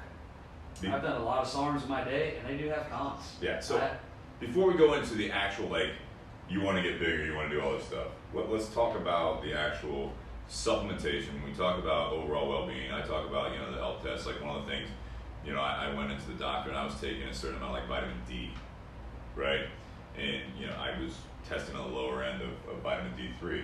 In Ohio, a lot of people do. And so my doctor, Dr. Serrano, and I'm not plugging him, and hopefully he's not mad if he ever finds out I said his name, but he's fantastic and extremely well respected. Typically when I go in and see him, he's got anywhere between 1 and 5 medical students with him during the exam and everything else. Wow, and so awesome. It's fantastic. Does a great relationship with Ohio State Medical University or whatever it is. But you know, his way of saying it is, he's like, Stephen, you know, you're low on it. He's like, how much are you taking? And I was like, well, when I first saw him, I said, well, normally I take about 2,000 IUs a day. And again, all these things we're talking about, these are not recommendations or anything like that, but just so they don't have to be, like, kind of cryptic on all of this. 2,000 I haven't taken in about 2 weeks. I ran out and everything. He's like, Stephen, he's like, you're very white and you're in the Midwest.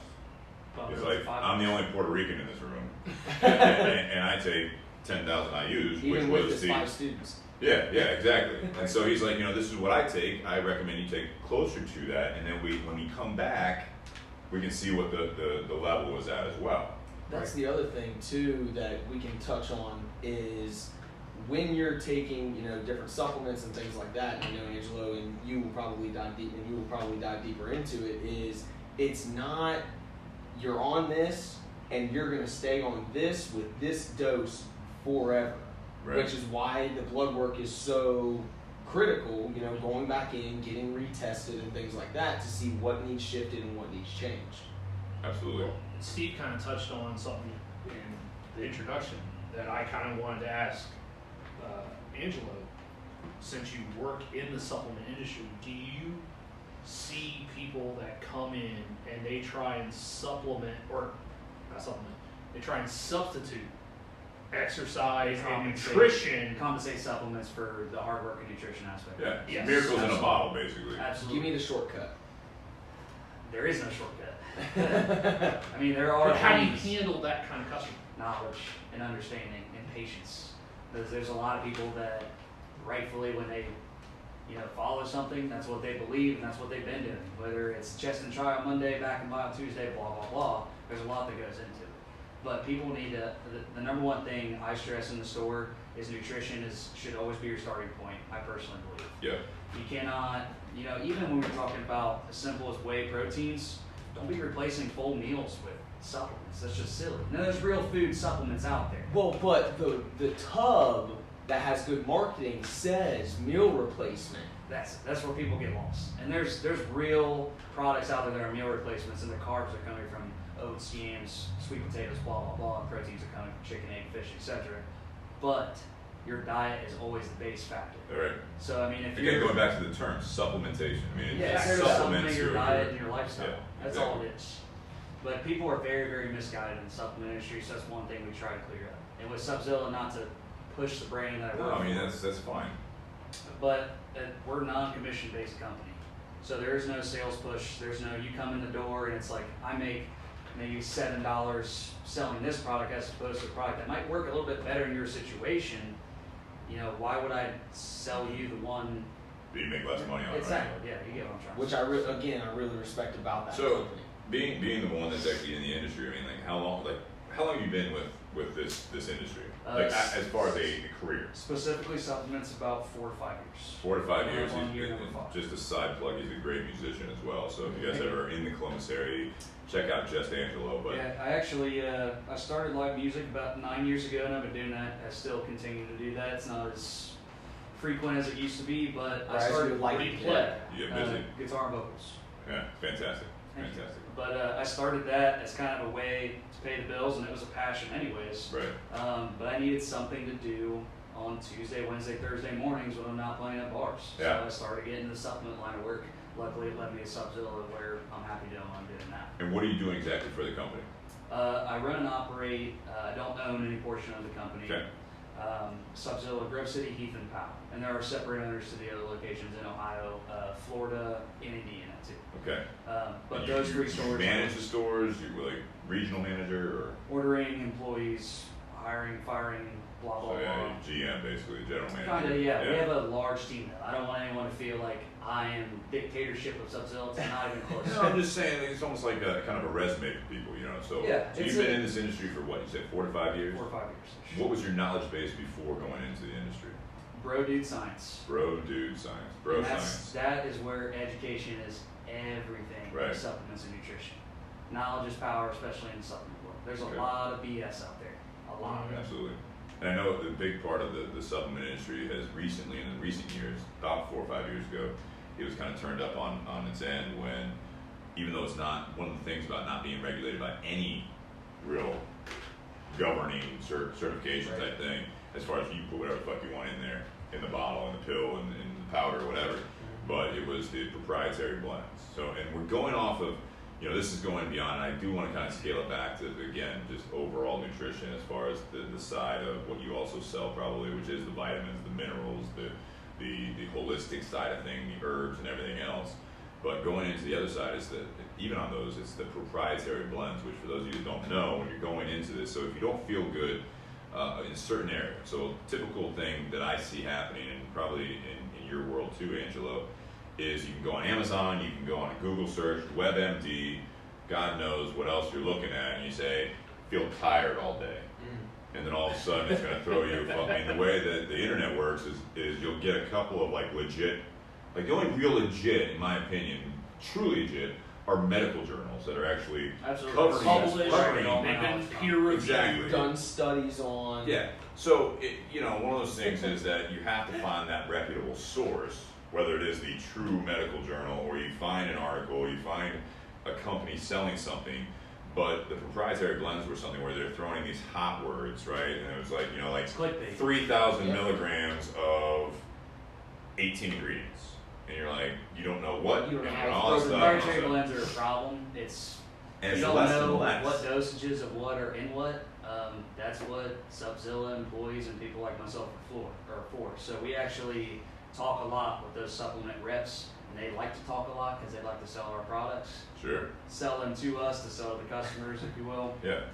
But we really dig into those proprietary blends because Yeah. you don't know what's in them unless they tell you. And I noticed in my past, it was interesting, like, you know, doing the pre-workouts, doing a lot of that stuff, there were some that, like, when they were proprietary blends, I would take one, and it would, like, I'd love the results. Whether it be, like, the way it made me feel during working out, after working out, the recovery, all that stuff, but then long term, it's like I liked the results in the mirror, the way I felt, and then I'd switch it up to something that someone in a supplement store, a vitamin store or whatever, a Sub-Zilla store, something. I don't shop there. Sorry, but That's cool. That's the beauty of it. But it's interesting. I would switch over to another oh man, if you like this, you're gonna like this, and I take it for 2 weeks, and it's like all of a sudden, like my overall well-being, my mood, my results in the mirror, and the gym, everything else would just completely go to shit. And I'm like, you said this was highly rated, and you're like, oh yeah, people love it. I was like, it did not work for me. Yeah, we've personally tried pretty much everything on our shelves, given it's not brand new and got in there that week. But that's really, you can get your supplements anywhere. You're going to find cheaper prices on Amazon. You're going to find them all over the world. Japanese, Chinese sites got everything known to man. The only advantage into walking into a storefront is talking to the person behind the counter. Hoping to talk to someone knowledgeable. Well, it's the same thing with cigars. I was going to say the same thing. I mean, That's fantastic. Yeah, you can buy cigars online, and you Or can a read their regular tobacco description. shop. But if you go to a tobacco shop and actually talk to someone who sells the product, who's used the product, it's a completely different story. Right. I mean, And I do want to comment, Val Hannes. You guys know Val? So Val is actually my girlfriend's cousin. Hey Val. Hey Val. It says again, and I'm going to keep reiterating this, I'm going to be a broken record on this topic. Highly recommend talking with an RD or an MD to help identify actual supplements that are needed. And again, so that's I'm going to kind of give us this classification, right? So for those of you that are watching and listening, if you are, again, if you're not feeling well, that's when you go to see a doctor. Mm-hmm. That's when you go and figure out, do the blood test, try to go to a doctor. That's the other part of it, is it's just like a supplement store, just like a tobacco retailer. Any store, specialty store, you want to be able to trust. You get a little bit of your own knowledge going in the door, hopefully. You do a little research on your own, again, where you find it is important. But you trust someone. Going into a doctor is much the same way. You want to be able to trust that person. You want them to be accredited as far as not only as a general practitioner, nothing against general practitioners, because that's where I got my start as far as, on my path with hormone replacement therapy and stuff like that. But it's one of those things that if you need to go to a specialist, I don't think there's anything, especially at that core level, when you're going to an actual medically trained professional that you can trust, that's highly referred to you, that there's no better investment than in your health. And a lot of people like to try to cut that corner. They come in and they say, hey man, I got a little low energy, I'm not recovering the way I used to, I'm not building muscle like I used to, burning fat, whatever. Do you have any test boosters? And I'm like, well, let's stop a second, let's talk about your testosterone. Scale it back, yeah. Scale it back. Well, and that's get some blood work done before we even talk about it. That's a great part. That's a great point, is that I don't think there's a lot of people in your industry necessarily that would give that recommendation. The industry is a hugely tainted industry. It's phenomenal. Like when that's the hot thing, and I mentioned it, and we can talk more about it as well. That's a big supplement, but it's a prescribed supplement. It's testosterone for males.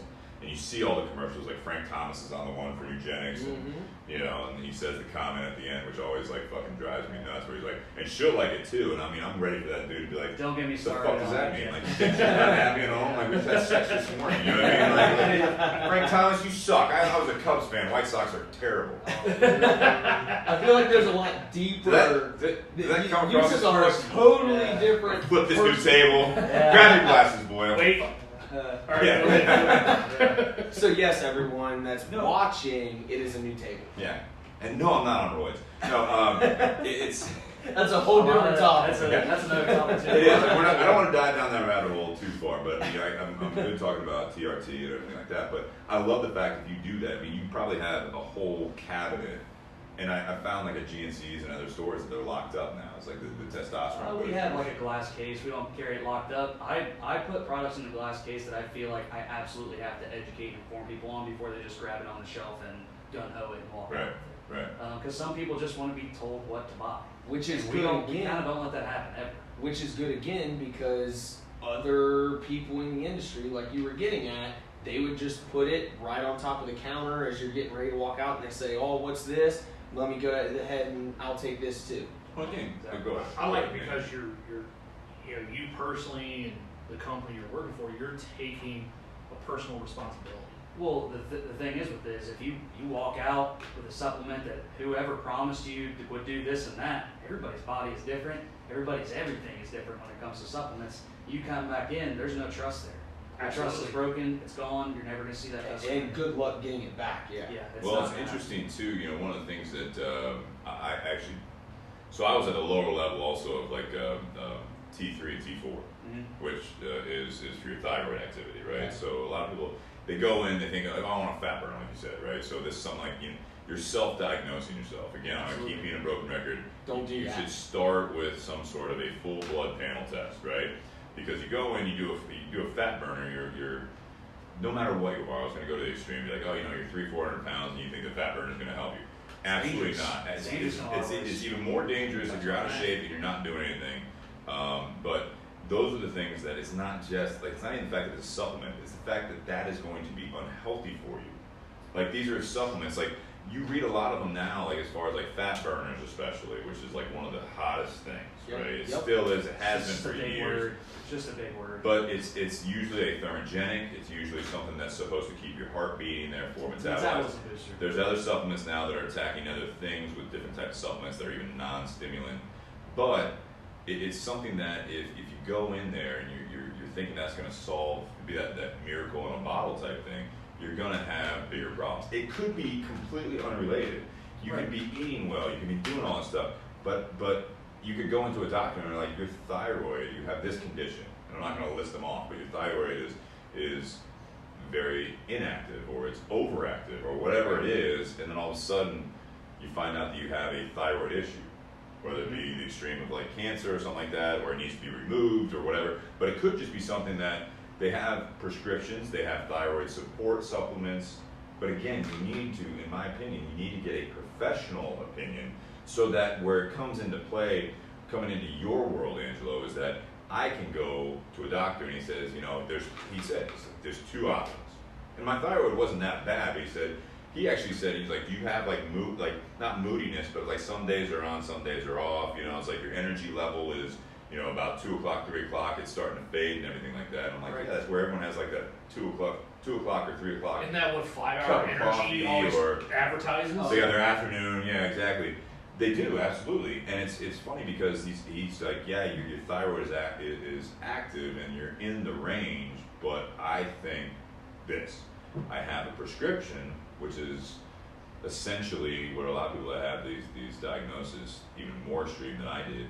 You can take this. It's more or less pig thyroid. Yeah. Have you ever heard I've of heard that, yeah. So that's the prescribed thing, and that basically does replace, to your point, AJ, is that much like some of these things, you don't necessarily have to be on it the rest of your life. If you get off of it, chances are your thyroid will start going back to its normal levels. But when you take it, it does replace it with synthetic supplements Right. to take care of it. He said, I know that's going to work, or you can take a thyroid support, and that may work. Right. And That's so what you're that's talking about where, supplements. that's the supplement world where it's like, all right, I can go into a store like yours and say, all right, so what thyroid support supplements do you have? I don't just go in there off of WebMD or off of a bunch of bulletin boards or, you know, blogs or whatever it is, and they're saying, oh yeah, you have a thyroid problem. I'm like, okay, and I go into you, where that's not going to help me at all either. Right. This is where we go back to blood work again. It's similar with testosterone boosters and hormone replacement therapy. Is if your testosterone is so low, I mean, what a test booster is not really going to do anything for you. You're boosting nothing. There's no test to boost. So blood work is a huge part of that, especially when it comes down to liver enzymes, thyroid issues. Liver's a big one, yeah. Yeah, and a lot of people have issues. It's a whole other subject, talking between the difference between actual hormone replacement, testosterone, estrogen, goes both ways, men and women, as opposed to anabolic steroids. A lot of people can't make that clarification and the difference between the two. Testosterone's in your body. It's not Right. an unnatural hormone. You're not injecting something foreign into your body. You're replacing something that you have lack of. Right, You're exactly. talking 24 to 26, give or take. A lot of studies, you stop producing testosterone. You don't produce it your whole life. You That's why produce aging less. is a thing. Yes. Produce less. Mhm. And it's not the case for everyone. I've had friends actually after I went on replacement therapy, they started, you know, you have a conversation like, you know what, I'm actually more tired than I used to be, or I'm holding weight now that I didn't used to. I haven't really changed a whole lot. And I've had friends that went in and got tested, blood tests, Mhm. and that was not the issue. Right. I mean, it's not, you're in the normal range. You talk You're- adrenal gland issues when it comes to that. Absolutely. So, I want to stress too, don't think age is the only thing to do with low T. I'm 22. I have low T. I would prescribe testosterone for. That's a whole nother world of damage from supplements. I was gonna say, if you're open to talking about it, Did you utilize? Go ahead. I was just gonna say, Yeah, can you explain why you have low In T? your mind, yeah. Testosterone suppression for performance enhancers. Absolutely. So. Did you do like? Not to dig too deep into SARMs, and these are all legal too. Yeah. SARMs are legal, they're unregulated by the FDA, as a lot of things are. I didn't touch into pro hormones, a lot more toxic. I knew the consequences going into SARMs.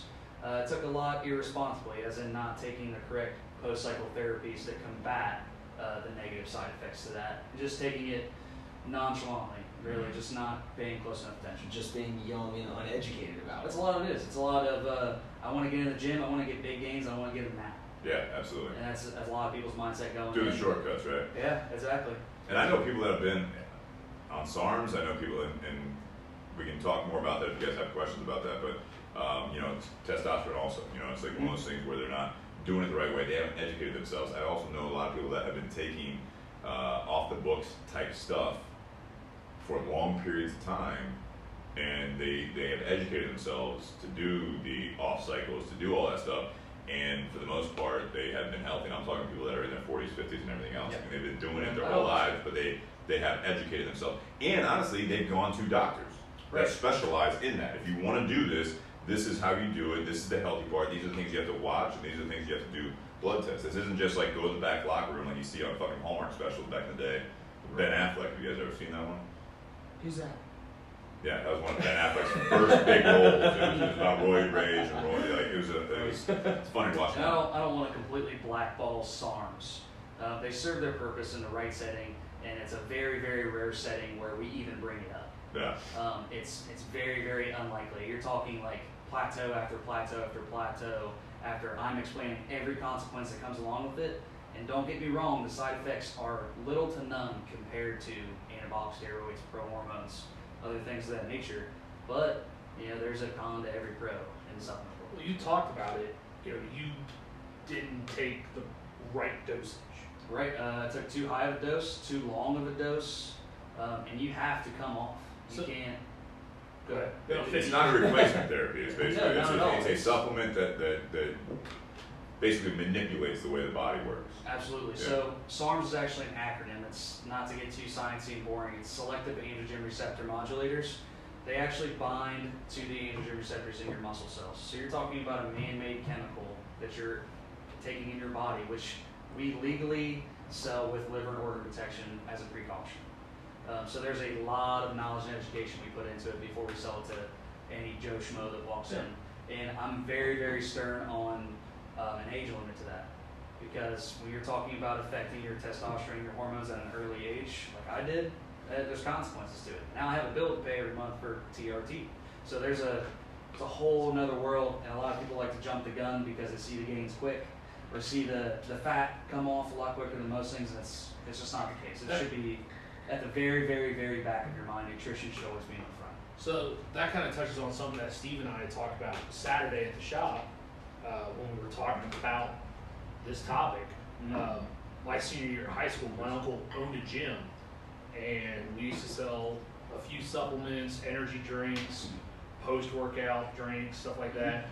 At the time, one of the biggest energy drinks that we sold was stuff that had ephedrine in it. Ephedrine's still around. Contrary to belief.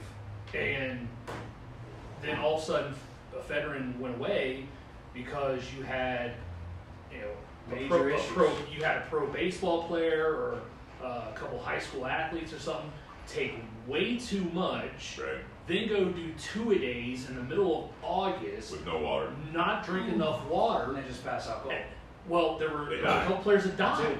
Yeah. And so all of a sudden, boom, FDA completely cracks down We on do the same ephedrine. thing with amphetamines and pre-workouts. So DMAA was a big one a couple of years ago. It was in every big beta gym, a lot of big name pre-workouts. It's really, really strong stuff. I even took some, again, this comes back to the whole knowledge thing. I even took a pre-workout with that in it. Was a fantastic pre-workout, and then come to find, I found out after the fact, you know, the negative side effects and stuff like that, like you were mentioning. Not to cut you off, continue. And that's why we tap in, especially pre-workouts is a big market for us. A lot of people, I stress the fact that it's not a necessity. If you can get into the gym with absolutely no stimulants, absolutely no pre-workouts, whatever it is, if a cup of black coffee does it for you, that's great. Once you start taking pre-workouts, it's going to be something you want.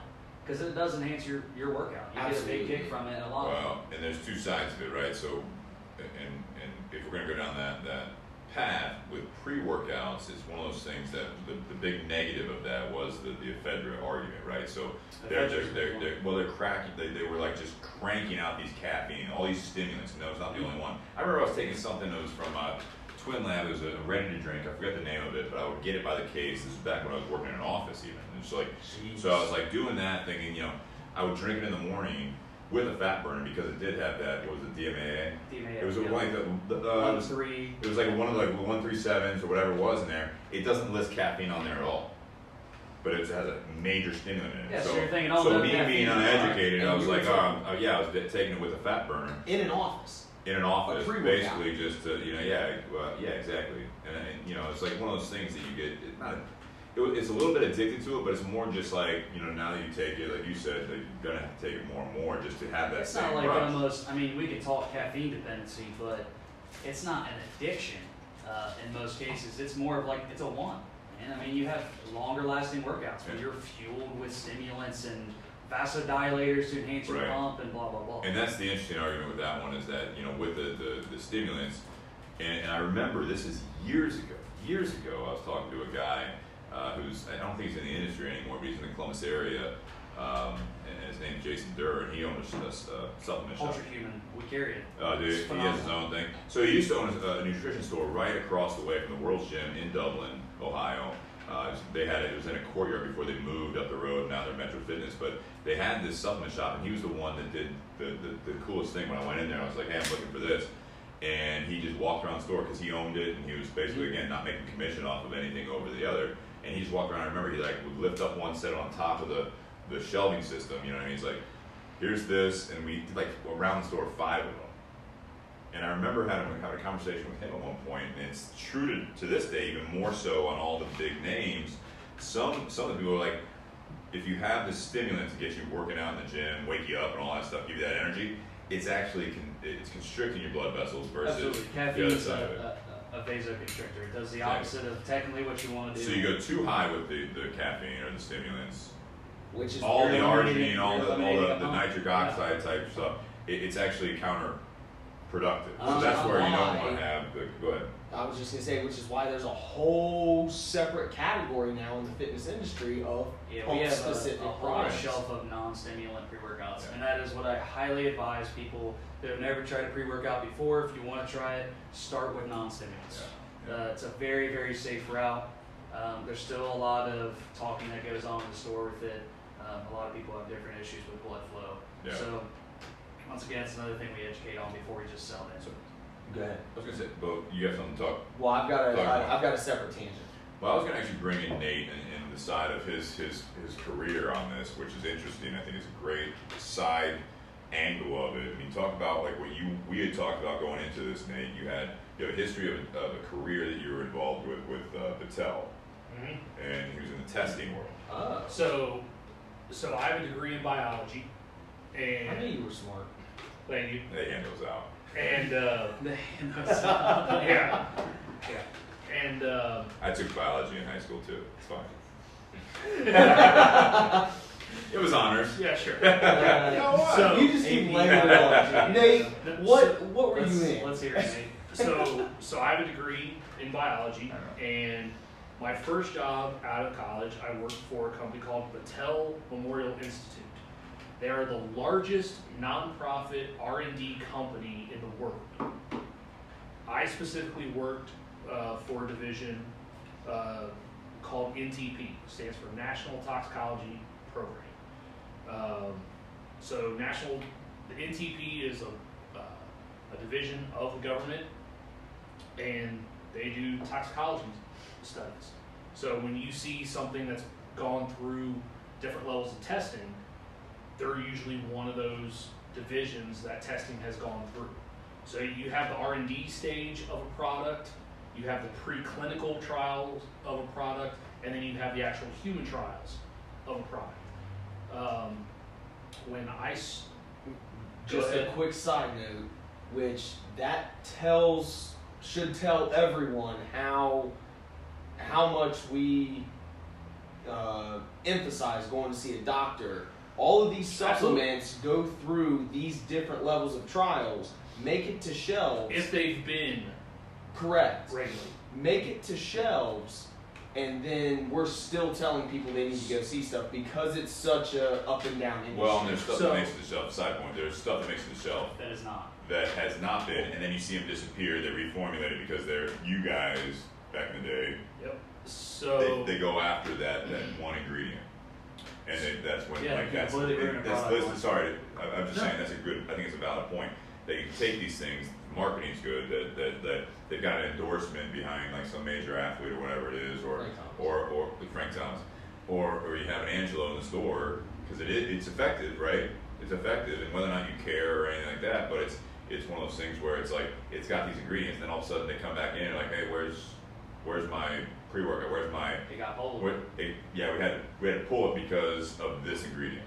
Recent studies show. So when I started working at Patel, all the products that I tested, my group was specifically testing on mice and rabbits because that is the cheapest way. A lot of people start there. That's the cheapest way to do a study for a 2-year study, because usually you'll have your first part of the study, which may last anywhere from 30 days to 90 days, to where they can figure out the dose levels. Then you do a 2-year study, and then all those animals go to necropsy, all the organs get tested, and then we write a report. The report gets sent off to whoever we're doing the study for. The very first study I worked on was a weight loss supplement. It was something that you used to see advertised all the time on TV. You'd see the commercial for it. On the bottom it'd say, these statements are not regulated or backed by the FDA. Correct. But it was something that any Joe Schmo could walk into a CVS, a Walgreens, a Walmart, and just pick off the shelf and start taking. Very dangerous. Because they were advertised this particular product was advertised as a fat burner. So we were testing. Buzzword. Absolutely, it's a buzzword. Big So we were testing the specific active ingredient in this one particular fat burner. And when we did the study, what we found is the highest dose level, those animals did in fact have the lowest body fat. The problem was, because they had such low body fat, they couldn't absorb fat-soluble vitamins, A, D, E, and K. Interesting. So all their organ function, their liver, their pancreas, everything went to complete shit. So even though you had an animal that had low body fat, it was unhealthy because it didn't have the vitamins that it needs, the body needs in order to function. So that goes back to. Go ahead. Sorry. I'm sorry. So once we post, so a lot of times when stuff like this comes up, it's because you've had people that have had adverse physical ailments, and then they report that stuff gets reported on. A group sees, the FDA sees, hey, we have a lot of people with health problems. Commonality is they're all taking this. Okay, we're going to commission a study to test that. Yeah. So we submitted our findings to the FDA. The FDA had that stuff pulled. Because that's big. So all that stuff got pulled off all those shelves.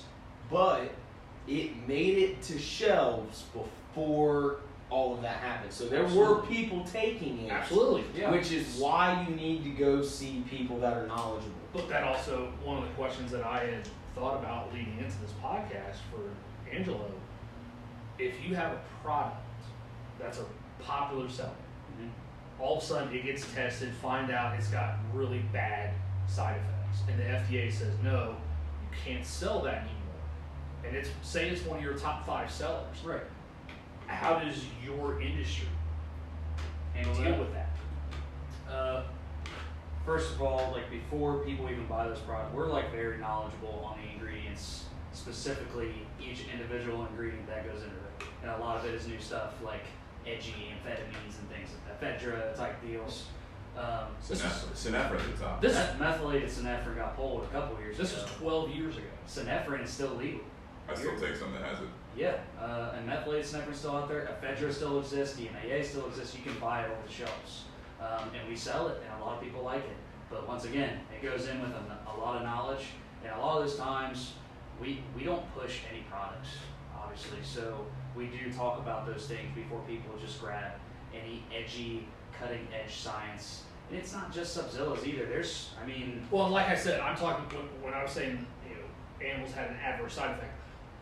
Clarification for all of our listeners. I'm talking about we were giving them a way above normal dosage. I mean, this was stuff that came in a pill form. Yeah. And I even had some college roommates that used to mix it in Mountain Dew in order to stay up and play World of Warcraft. Yeah, they're basically doing a cocktail of a legal speed at that point. Pretty much. Yeah. But a lot of those compounds, the DMAAs, DMHA is a big one that replaced it. It's a little bit more mental than it is stem. If you look up their chemical structures, they're pretty close to Adderall, methamphetamine, things of that nature. They're really, really close. Now you're getting to the organic chemistry. Yeah, don't get me. We're not going that deep, guys. That's a post-show topic. I'm gonna beat a dead horse type thing. I will say this on what Nate said is it's interesting to me because when you did the higher doses of it, these supplement companies necessarily, I don't want to do a bad name for this industry.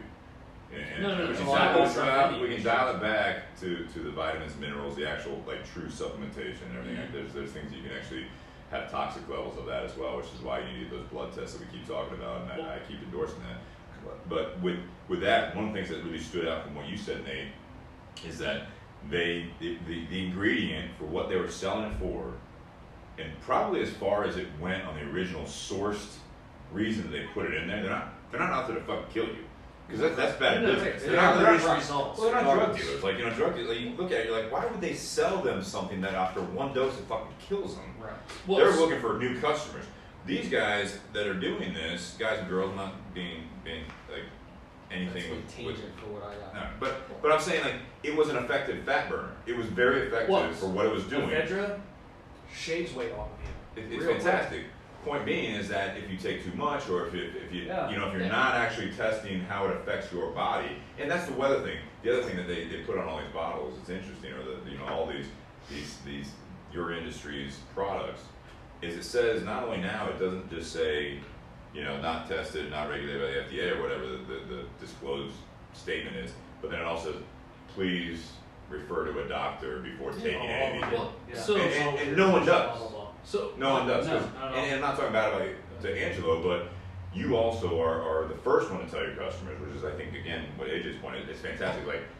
I can tell you this works, but I would also maybe recommend before you take it or after you start taking it, shortly thereafter, see how it's affecting the rest of it. So those things, the adverse effect of basically shutting down your body from doing one other thing, whether it be the fat-soluble vitamins, or it's liver function, or kidney function, or any of these other things. It's creatine had a bad rap for a while because of kidney adverse effects, and it was because people were abusing. They're taking you're too drawing much. so much water out of your kidneys. So my group got so good at doing the government work that we then started picking up commercial work. So we're actually doing studies for specific pharmaceutical companies, people that are actually developing these drugs. We did one for a heart medication that the high dose group in the first day, within 20 minutes of administration, we had 20% of the high dose group die because they were bleeding out of their eyes, ears, and nose. Oh my goodness. And so we had to stop the study Yeah. and be like, hey, we might need to put a halt on this and change the dose levels. I mean, so we're talking about stuff that, because the reason we're testing at those high dose levels, kind of touch on Angelo's story. There are people that are going to go out there and they're going to abuse. No matter how much you tell them not to. They're gonna take way more than they should. So people need to know what the possible risks are. X, Y, and Z could happen. It's not a controlled substance, so No. only thing that Angelo looks at is that you know, you come in for a fat burner and it's supposed to be like a 30-day supply, and 10 days later, they're back in buying 2 more bottles, and you're like, Didn't I just see you here last week? yeah, but like you can't really stop them from buying it. You could literally the say cool like, thing hey man, I don't about feel it is- comfortable selling it to you, but all they're gonna do is just You'll like, find it from yeah, they're somewhere gonna go else. to like the GNC down the street, be like, hey, do you carry this? We're like, yeah, I'll take 3 bottles. Right. Right. Guys, we don't turn away anybody. We just try to learn our customers, talk to them. We do form a lot of. It's on a first name basis with a lot of these guys. They're You my don't Facebook friends. You don't educate your customers, you learn them. You know what I mean. We listen and learn based off of the guy that comes in and burns through his fat burner, metabolism booster, whatever it may be. He comes back in 10 days later. I'm probably gonna say something to him. It's not Yeah. gonna be in a negative way. I'm not gonna be like, hey man, what the hell? I'm gonna be like, hey, realize what you're putting in your body, like I told you about. Be careful. Yeah. It's a lot of education. So if you have either if a specific product ever gets pulled because the main ingredient in it has adverse side effects, or you have a customer that is taking way too much and they have adverse side effects, being the person who sells that to people, do you feel any personal responsibility on that? I haven't had any personal situations where that's happened. Knock on wood. Knock on plastic table. Right. But There's wood on your chair. this is exactly why we go back to educating and talking and having long conversations with people so people know what they're buying. Like, we do sell supplements that have ephedra, DMAA, stuff like that. Before people even walk away with that, I'm talking to them, letting them know that this isn't 100 milligrams of caffeine we're talking about. We're talking about an amphetamine. Yeah. I mean, you're getting really, really edgy with those things. And don't get me wrong, like you said, ephedra serves a purpose. I mean, it can shed weight off of you, but there are side effects when you start abusing things like that, or start taking it long term, or you're starting to replace your morning cup of coffee with, 1,3-DMAA or DMHA or whatever it may be, or using SARMs as like RAD 140 is a big one as a compensation for your testosterone issues. That's right. So I mean, So you feel a responsibility to Absolutely. educate the person and 110%. before. Yes. So, Do you ever feel like if a product that you sell got pulled, Guilty for selling it? Yeah. It's the situation's never really presented itself. Okay, We've that's had fine. products been pulled, but in my situation, I've never had anyone come back and say, "Hey, man, you must give me a heart attack," because I take a lot of preemptive measures to make sure it doesn't happen. So, just a side tangent, but my Aunt Lori, she's fantastic. Yeah. Okay? She actually, back in the day, won second place in Indiana and first place in New York in different physique competitions and things like that. She had mentioned, going back to our testosterone testing and things like that, a lot of doctors don't want to look at women's testosterone levels either. Right. And she actually had to leave a doctor because of that. What's your take on that? With if a doctor doesn't, look at that for the female customers that you have walking the door? 99.9% of the time, 110% of the time, not going against the doctor's rules. I don't have a qualification. I didn't do 8 years of med school, whatever it may be. So if a female comes in, tells you she went and got everything done, blah, blah, blah, even goes as far as showing you test results, but it comes back that the doctor never even bothered to look at her testosterone levels. If that case presented itself, what's your take on it? In a lot of cases, I'm uncomfortable selling them things where it's the doctor's going against that motive. But you will. Will what? So, if they come up with a test booster, If they want it, I'm making sure that they know what they're getting into in that situation, and I'm giving them my personal thing, but I'm not in a position to tell somebody that they can't spend their money anywhere. So you're doing the best you can to I'm cover doing the your absolute ass. best I can. Here's my thing, and it's are we not saying the name? What? I mean, she just commented on the feed. Can I say her name? No, that's one of my former Oh, all right, professors, that's not my the same. Aunt Lori Blasey. All right, Lori, and then, Kazmierczak. all right. Blasey. And then Amber says, thank you for acknowledging the women. You're right. This is a much, obviously we speak from experience. My advice to that person, because I have had this conversation with people, and again, I'm not in the industry, but I get a lot of questions. I lost a lot of weight at one point. I get questions even today, and with the TRT that I'm on, I've had to go through a couple doctors, you know, and no one did anything wrong necessarily, but it was not what I was looking for. I'm not looking for the testosterone levels of every, you know, but it's like, that's what I love about my doctor. So my advice to that is if I was in Angelo's shoes and the woman came in to me and says, hey, they didn't test this or whatever it is, find yourself a new doctor. I mean, that's the biggest key to this, is that it's not the fact that you're finding a new doctor because they're not, like, they did blood tests and you're like, oh yeah, I can show you the blood test, this is the normal range, and you're trying to get prescribed something to take you to a different level. That's not even what I'm talking about. I'm talking about the fact that they like, when I first got tested for testosterone, I talked to my general practitioner, who is a wonderful doctor, wonderful lady. She took care of, you know, my dad as he got older. Still, my mom goes to her. And one of the things I said to her when I first went in there when I was about 30 is, you know, I want to get a blood test for this. And she said, because the way that our medicine is, she's like, well, yeah, we'll test for it. And they only did one test. It was for total testosterone, I hear not free a test. butt coming on. No, what her thing was like, but you look, and I was heavier than I was. I was probably about 240 at the time. And she's like, you seem to be fairly healthy. You're 30 years old. Chances are it's not going to be low testosterone, but we'll test for it, because she was nice enough to do that. So She actually said chances are, because I was going in there saying, you know, I was waking up, wasn't, you know, always happy, yada yada. She's like, chances are you'll be fine, and then what we'll do is we'll prescribe a mild antidepressant. So she already has this preconceived notion Well, before anything so happens. That's based on her experience and based on what her specialty. She's a general practitioner. Okay, fair. Right, Which goes back to your initial statement. Exactly. She also, so when it came down to it, you know, we did it. She's like, well, you are at the low range, so I can prescribe androgel. Years later, it went to the point where androgel wasn't going to be covered anymore, and it was going to go from about $10 a month to about $300 a month. Right. So I was Talking like, about a topical gel. a topical gel of testosterone. So that was when she said, well, I can refer you to a specialist. So she referred me to a urologist, because that's the way that system works, right? So I went to a urologist, and it was the same urologist that a friend of mine went to when he went through testicular cancer. And he didn't tell me that at first. He's like, oh, good, I'm glad you're like getting that checked out or whatever. And they tried to prescribe this, and this, and he only tested for the testosterone, didn't do any of the other blood tests that I'm talking about here. So when it came down to it, I went through about 8 months or so, 12 months of going through this up and down, the poorly prescribed way of doing TRT, any of these blood tests to the same point to your aunt, is he was only testing certain things, because that was his specialty, right?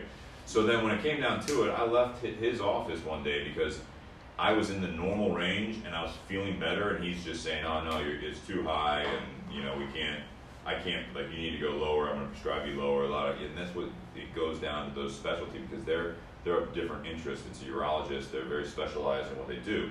So I called my friend and asked him, I was like, dude, what doctor do you go to, all that stuff. I go see him, and You're on your third doctor at this point. my third doctor, and he's laying out like all the reasons. We started with the testosterone thing, but the way he works, if he said to me, he's like, I wish I would have met you when you were 30 and you went into your general practitioner complaining of these issues, because chances are I would try to fix your hormone levels without prescribing anything. Right. Because I would look at that 4-page blood test. I would look at You're all saying the other one- factors. I would look at all these things, because he wants to test all that stuff. All the variables. Yeah, and he'll test for anything you want, right? I mean, he's not really making any money because it's through another agency doing it. But he told me, and I'll say this to anyone before they go into the supplement world or any of that stuff, is going back to that whole, like, the blood test, going to a doctor that is referred to you, and you do your research on doctors. When he does the blood test and everything else, and I finally was prescribed several things, and in my history, a lot of people's history is that, you know, it's like, well, do you want to see me in 6 weeks? And you say, if you're not feeling well, yes. But and again, I had some history there of taking some of these prescribed medications as far as like the testosterone and everything like that. And he said, if I'm doing my job right, you shouldn't have to come back and see me unless you start feeling poorly again, or you have adverse effects, or you need to get a prescription filled, they will not, because so like The testosterone, doctor's you have to approved. go every 6 months for a controlled substance. You have to go back in and get blood tests. So to have a doctor say that to me, he's not lazy. He's not trying to get more clients. Like he'll make more. Hey, come back and see me in 6 weeks. Yeah. Here's more money. 6 weeks after that. 6 weeks. Yeah. Here's more money. All that stuff. It's not about that for him. He's like, I want you to go feel better. Yeah. If So you're feeling better, chances are, like if I didn't have to re-prescribe something because they required it, I don't want to see you again because I did my job and I fixed you. So you talked about going to your general practitioner, and she said she would have prescribed you an antidepressant. That was the way that she thinks, right? And nothing against her. No. She's fantastic. My question is, do you think that some doctors rush to recommend a certain type of treatment based on possibly pharmaceutical reps that come into their office? That's it ties into supplements too. I get calls from companies all the time. They try to educate me and sell me on the product. In return, they want me to sell customers on the product. Well, because it's the same thing in the cigar industry. We'll get sales reps that come in, talk about their product in hopes that when the next customer comes in, because we've just learned all this information or it's fresh in our mind, Right. or because we carry their product, that we want to push that product. That's kind of my question. Do you think that some doctors push certain types of treatments based on the sales reps that are coming in, who they're buying from, and stuff like Now you're that? getting I into don't- a lot of gray space. So there are. I But think you're right. there's a smaller number of doctors if you go that route, right? If you're going into that field, I think there's a smaller number of doctors that are going to do it just because their office gets a bigger perk, right? They do that, or they have a hot pharmaceutical rep that they want to make sure that keeps coming back and selling them shit, right? Because that's how that works, right? To some doctors, I think a lot of it has to do with if they're not willing to refer them to a specialist, or to do the attitude of let me do a complete diagnostic of you, as opposed to just listen to what you're telling me, and based off of that, based off of what I know, this is what I think. So if they just That rush, happens a lot with kids, with the ADHD shit Yeah. and all that stuff. There's a very good purpose for a lot of that stuff. But I am of the opinion now that if kids, if there was some sort of a regular thing that when you're fucking 12 years old and you're having these issues, Watch the language. we put an explicit on there. This is my podcast. Yeah. If you're 12 years old and you're having some of these issues, much like the doctor that I respect and I have had great experience with, if he's seeing a 12-year-old, he also specializes in like bipolar, ADHD, and all that stuff, and his wife is part of the practice.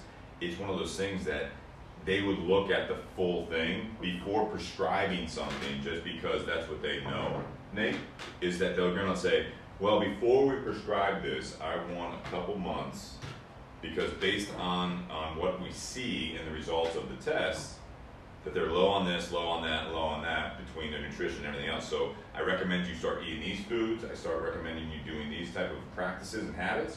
And if you need to do supplementation, you can go into a Subzilla and buy. That's why it's so funny, because a lot of things that people talk about supplement stores is about pre-workouts, fat burners, and all that shit. You go in there, but you go in there and there's all the herbs, the vitamins, the minerals, all these other aspects, and that's where someone would be able to look at some of these things. And again, I'm not an expert, I'm not in that field, but I know what it has done for me, and I know of some other people that are in my life that before you get prescribed something that you're on basically the rest of your life, that there is the purpose for that. There's room for that, but there are times where the attitude would be much like the doctor I go to is I want to fix you first, and if I can't, then that's where we fall back to this, because your body is just not processing whatever it is. Not only are you low at it, but if you say you're low at this vitamin, this mineral, or whatever, and it's known to do this, it's going to hinder your behavior in this realm. Before I prescribe you something real easy,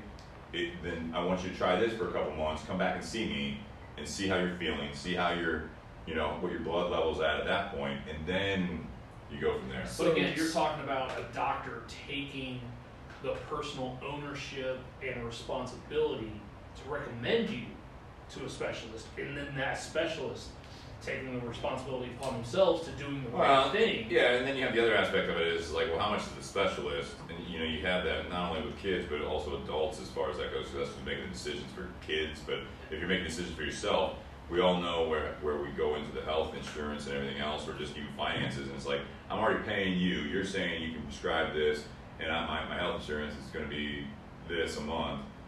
I can afford that. You're telling me to go see a specialist and do all these other tests, and it's going to cost X, and I can afford Y. I can't afford X. Just prescribe me that.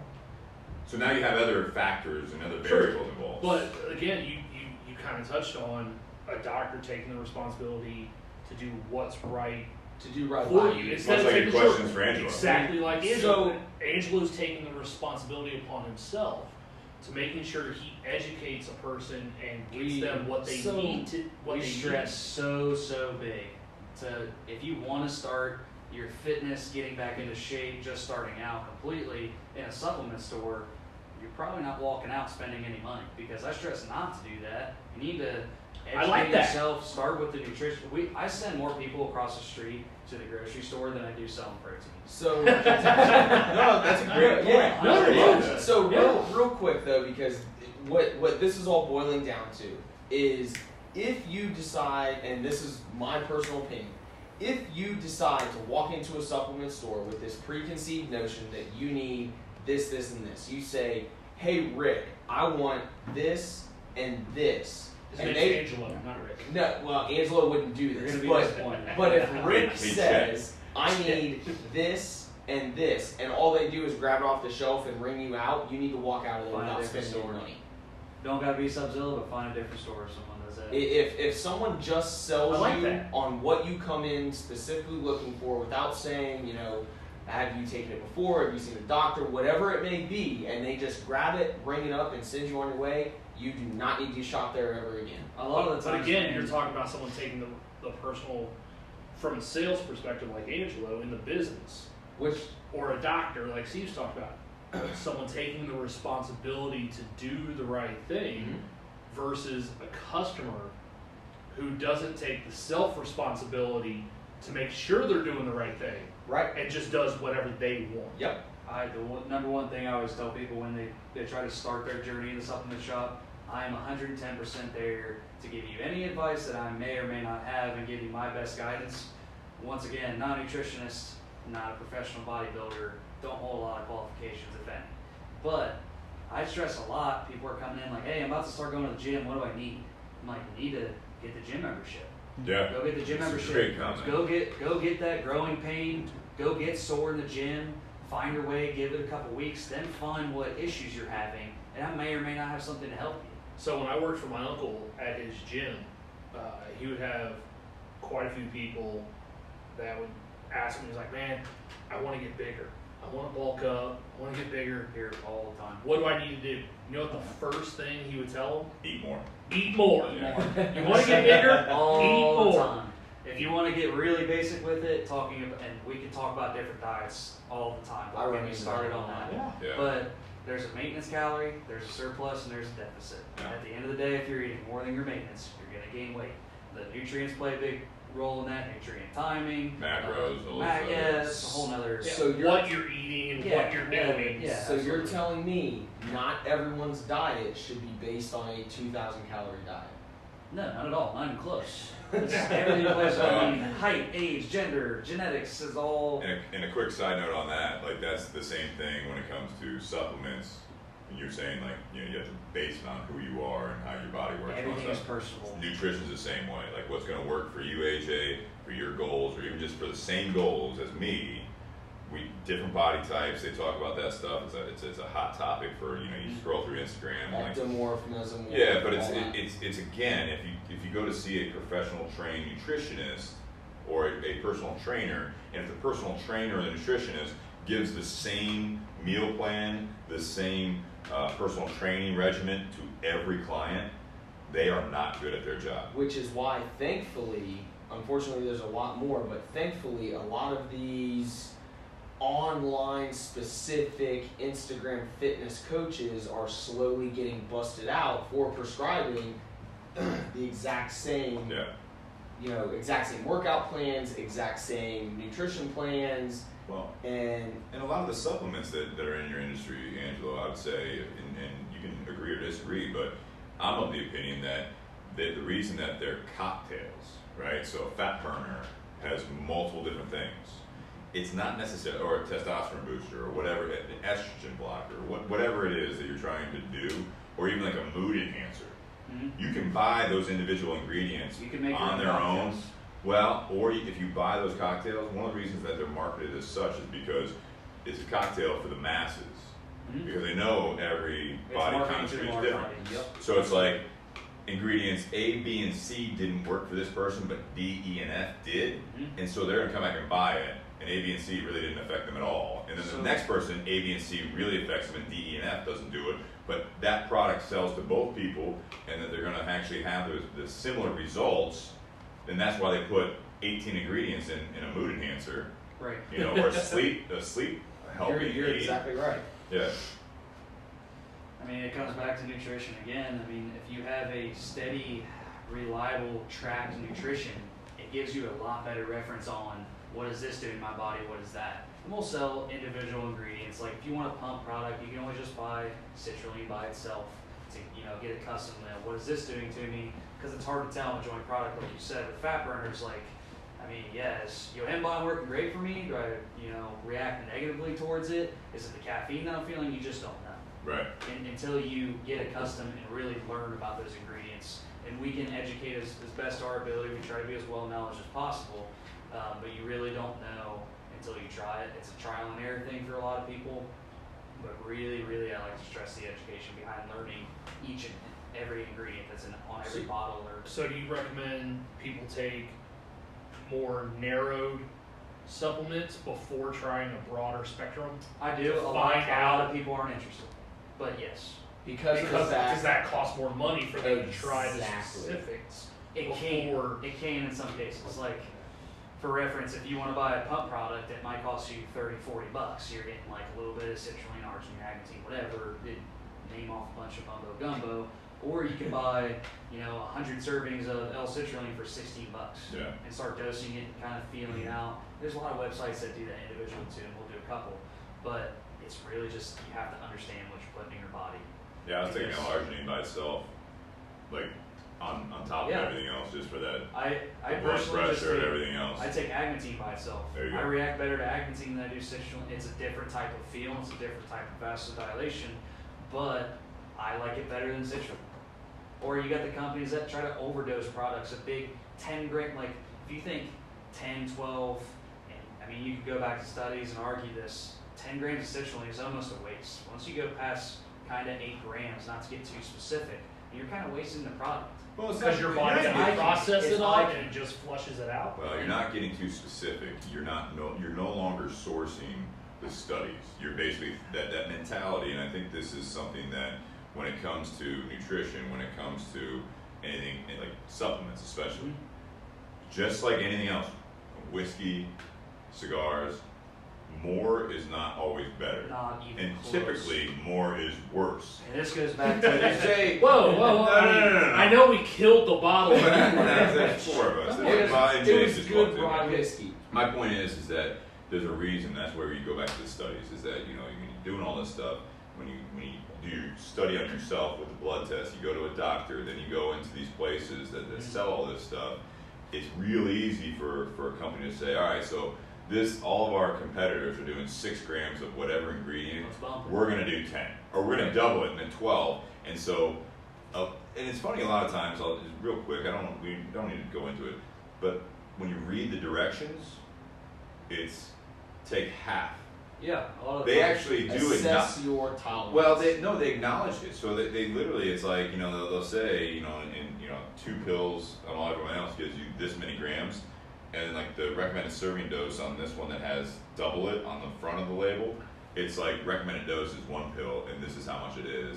And then in the fine print, the directions, it's like if needed or for extreme results, double the dose. And you're just like, that's actually, there's no benefit and they're just going to buy more. Well, a lot of people don't think big picture like that. let's say they buy a pre-workout over the shelf. It's got a couple 100 milligrams of caffeine, a little bit of pump. They love it. And they're like, all right, I want to try something new. And I'm like, okay, tell me about the last one. You know, what you like, what you didn't like, blah, blah, blah. And they're like, I want more. And I'm like, well, was it working for you in the past? And they're like, yeah, I just want more. So I'm like, okay, well, maybe we'll talk about some stronger stuff. And then they keep coming back and they're like, I need more, I need stronger stuff.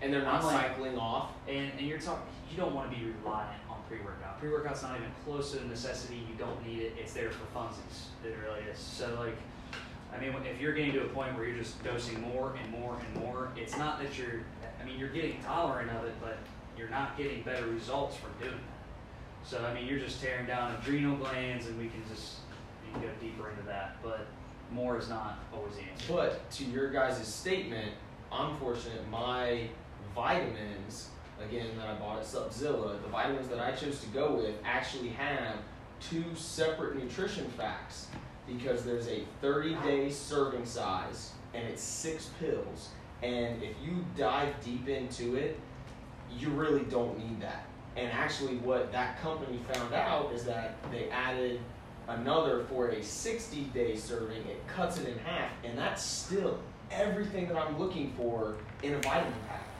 And so I buy these vitamins, again, from Subzilla, there's my plug, and I use the smaller dosage because it still gives me what I'm looking for. Absolutely. Angelo, as we wrap up here, closing remarks. This is the time where we do closing remarks. Talk about the cigars, whiskey, and then obviously the topic.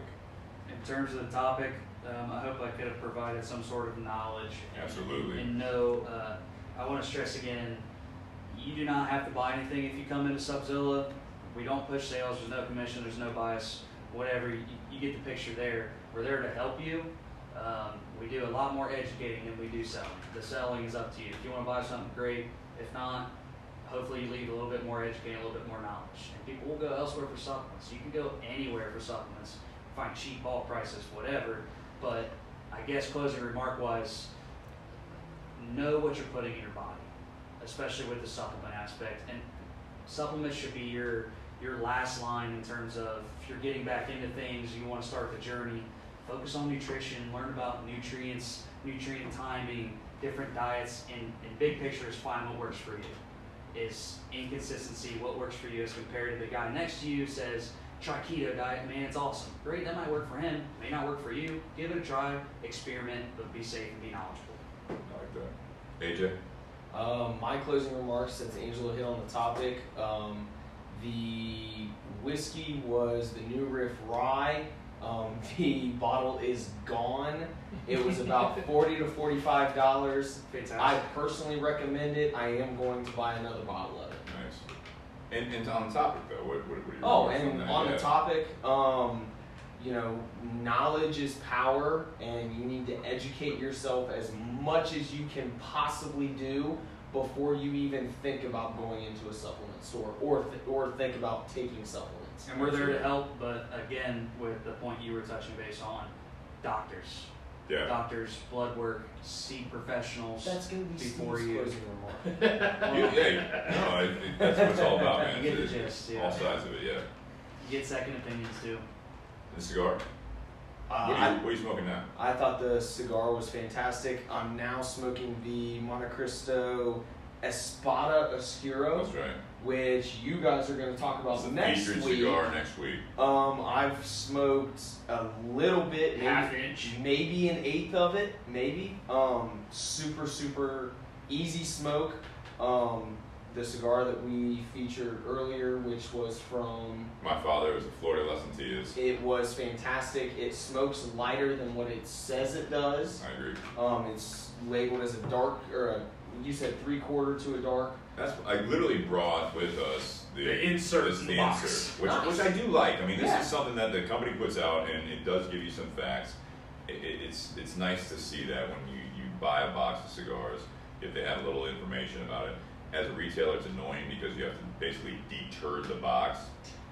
Like you have to cut all the That's- stickers. You gotta that's throw fair. out the Well, because at Tinderbox, we don't actually put boxes on the Right, shelves. Everything's in bins, so that way we can get more selection. Right. And I want to say too, from a perspective of someone who's not a daily smoker, used to be a daily smoker, but with cigars, I'm far from as knowledgeable as these guys are. It's very, very flexible. Like to a guy that doesn't have extremely experienced lungs, like I would bring this just about anywhere. Paired well with the drink, and I feel like it's not too harsh, but it's not so mild that you don't get a flavor out of it. Nice. It's very balanced. Is that the gavel? No, that's Yeah. the And gavel. apparently you timed out Angelo. That's He just the didn't gavel time that out. says I'm cutting Angelo off, and Nate's closing remarks. Was that a lighter drop? Yes. Is that what I heard? No. I didn't realize Kyle was back. There it is. Yeah. So We do this content, Kyle. thank you, AJ and Angelo, for bringing the new Riff Rye. Absolutely fantastic. Had a lot of flavor to it. Paired extremely well with the Flor de las Antillas. Yes. Agreed. Yes. Because that Flor de las Antillas has got a little bit of spice. You pick it up more on the retro hail. They paired absolutely fantastic together, which is not something we normally try to do. It's normally Steve brings whatever cigars he's going to pick for the podcast, and whoever the guest is or whoever's supplying the bottle brings whatever they're going to bring. Dude, I went neutral, like I told you earlier. Yeah. I mean, I went middle of the road with this cigar. Obviously, it's highly acclaimed. It was a great pick. Dude, yeah, this is, I mean, if you guys are looking for something to try at a party, a weekend, Yes. night out with the guys and girls, Flor de las Antillas and New Riff Rye, if you are able to get both of them, Well, and specifically, it was the Toro. That was the #1 cigar of the year. and that's what we're smoking. And the discount for the week. If you come in a tinderbox between We now, mentioned it earlier. yep, come in a tinderbox between now and the close of business on Tuesday when Jake and Steve are working, 15% off on the Flor de las Antillas. And you also can call, and we'll put together Yes. shipment for you.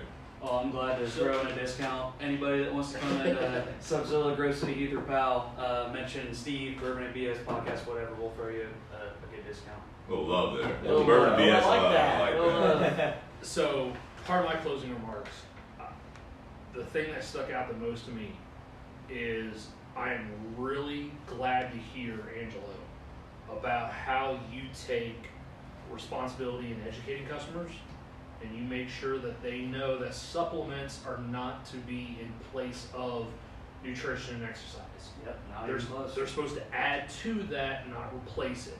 That was a great thing to hear. Very glad to see that there are people in the industry that are doing things the right way as I see it. Appreciate it. And again, AJ even stressed, talk to a doctor first. Before you decide that you need to take any of these supplements or whatever, consult your physician, whether it's your general practitioner, a specialist. Talk to someone who knows more about the way the human body than you do. Don't self-diagnose. Do not go off the commercials you see on TV. Frank Thomas is a liar. Yeah. No, I mean, Nice guy. and He looks great, you know what I mean? But It's dingers. it's a It's dick dingers. move at that end of that commercial. I'm just saying. but no, I mean, there's a lot of people, especially in our day and age, where there's so much information more accessible now than 20 years ago between TV and social media, internet. There's so much more information out there. Not all of it's good information. It's very That's a misguided. valid Very point. misguided. When you see those commercials for products and they say they're not endorsed, the statements are not endorsed by the FDA, there's a reason for that. Hang Pause on. the TV on the Hang fine on. print. Cigars and FDA. Well, when it comes to cigars, the FDA is stupid. They have no idea what they're talking You about. can argue All right, about continue your supplements. point. All right. They- That was aggressive. But They've even continue your done point. studies that go against what they claim. Yeah. So, another thing, take personal responsibility. I like that. I like that. a Don't lot. just rely on a supplement shop. Take personal responsibility for what you are putting in your body. Again, go back to what Angelo said. He takes the responsibility to educate customers. So if customers have not done that legwork to take the responsibility upon themselves, it's great to hear that there are people like Angelo that are willing to take that responsibility to educate customers. If you're someone that is looking at taking, supplements, you know, there's a lot of bad, like I said, there's a lot of good information out there. There's a lot of bad information out there. As someone who spent 8 years in research, R&D research, pharmaceutical research, you know, make sure you're getting your stuff from credited sources, peer-reviewed journals, and stuff like that. Don't just go off the TV, because they're just trying to sell you something. Yep. You know, take some responsibility for yourself. Educate yourself. Get it from a non-biased source. Exactly. If you can't find the information that you need, go to a place like Subzilla and meet people like Angelo that take it upon themselves to educate you. Right. And that was absolutely fantastic to hear. I'm absolutely, you know, I'm glad that there are people that are doing that. Steve, you're up. Then All right. wrap it. Bring it home. Right, yeah, thank you. Timer? Thank you, dude. No timer. No, I didn't have one on you. So I do want to thank AJ and Angelo for coming on. AJ, second time on, right? Third. Third time. Hey, What was Jake, the second time? First one was the Midwinter, or no, you did the High West, and Yeah, that was were a you on cowboy for the hat. Midwinter Night Strain? I wasn't on for that one. I know you were on We for talked High about positivity because I actually took the Stay hungry. Stay red, positive, yellow, right? green light thing. That was a hard. good one. That was a good one. really. Yeah. That was a long one. Yeah, it was. Did we talk about Andy Frizella in that one? Probably. Yeah, I I bet think we you both brought did. him up. Yeah. Probably. And I don't know what the second one I was. can't remember. But thank you for coming on again. Thank you guys for Angelo, having we me. hope to have you back. Love to. Thank you for bringing your expertise from a different industry. This is fantastic. It's cool to see. Nate, thank you for being around the garage again and filling in for Jake. Jake is in the garage. You guys, if you're watching the video, you saw him pop in to grab a drink of the new Riff Rye, which is the whiskey of choice. I want to thank Altadis USA for, I haven't lit it up, but the featured cigar next week, but the secondary cigar this week, which is the Espada Oscuro, which it just landed yesterday. It's very good. So So are you gonna smoke like 2 of these next week, or No. you're gonna do 2 Altadis cigars? If I can swing it, we might do the Oscuro and then follow it up with the original Espada. That would be an interesting one. Ooh, I might go the other way, Compare contrast. but yeah. Don't always have to start lighter than go heavy. But That's true. Altadis, thank you for that. Josh Bentley, Paul Waller, everyone with Altadis, who they, again, Monte Cristo, Romeo, Upman, and countless others. Thank you for the continued support. Brian, Tinderbox at Easton, thank you for the Flor de las Antillas. That was, again, we'll hit it again. Fantastic pairing. Flor de las Antillas, the Sun Girl, the original, the Cigar of the Year 2012. Shit, I can't believe it's 7 years ago. But it still holds true to that. That was, I think, a well-deserving title. Yes. How do you think the Maduro compares to it? We don't sell it, so I'm not going to talk about it. No, Okay. I actually thought. There you go. No, I thought the Maduro was actually a very good cigar. It did not hit as well as the original Sun Grown. So, but that did pair well with the whiskey of choice, the new Riff Rye. Buy them both, Buy them both. We don't sell the other ones. Stop. but they can get it elsewhere. All right, we don't talk about that. No. Anyways, also BS Cigar Company, which is on the table. I've got a couple in my case. Again, stay tuned for some new stuff from BS Cigar Company. We're working on some things, and I'm excited to see where it goes from here. Enough about the, it sucks that things have to change, but it's for the best. So thank you to all the sponsors. I do. Let me say this with the closing remarks. We talk about the supplementation. We hit on a lot of hot points in my opinion. Supplements are truly supplements. Yes. This does not replace the core of your life. Correct. Absolutely. Go to a grocery store. Go to a grocery Emphasis store. on the word. Yes, supplements. It's truly called that because it's supposed to supplement things. So the micronutrients that we didn't talk on, that's the vitamins. Those are the vitamins. Those are the minerals. Those are the things that you're not getting through your diet. And you can find them in multivitamins. Do your research on that. There's nothing wrong with one a day or Centrum or anything like that, but you do more work on that. Flintstones, chewables, whatever you want. If you like to, eat a Barney Rubble every once in a while, that's fine. But my point is that if you do your research on vitamins, there are ways that different vitamins and minerals actually react to each other. And we didn't really dive down that. But again, I have found in my experience, and I'm 38 years old, I've done my 20-year-old research, I've done my mid-20s research, I've done my 30-year-old research, and I continue to do that. I'm trying to educate myself from a lot of different sources. There's so much knowledge out there, and it's tough. The toughest part of having more knowledge on the internet and fingertips, is that there's so much shit that you have to actually sift through. Find credible sources. Find credible sources that you trust and continue down those paths. And then you talk about the people that compete with those sources, as far as like the figureheads of some of the supplement companies or whatever it might be, the doctors. Find out who they refer you to or who they are competing against, because there's a reason they're competing against it. Is that they're not necessarily, the new guy isn't necessarily trying to go back, they're actually taking what that person has done successfully, and then they're trying to do something similar but also add to it and compete that way. I like that mentality. I'll say this part about it is, to rattle it off, I carry a bag with me every day. And I try to eat right, I try to exercise, my biggest fault is, we didn't really talk about it a whole lot tonight because we're talking about supplements, is I don't sleep enough. And I'll say, everyone talks to you, it's not about getting 8 hours, 10 hours, 7 hours, get enough rest that you feel well during the day until it's bedtime again. I run myself sometimes, like a lot of people, burn the candle at both ends. Last week it came down to it where I just ran out of steam. I mean, last Wednesday, the Tuesday, the Monday, I was not feeling well leading up to it. I wasn't myself, and then by the end of the podcast and that night, the next day, I felt ill.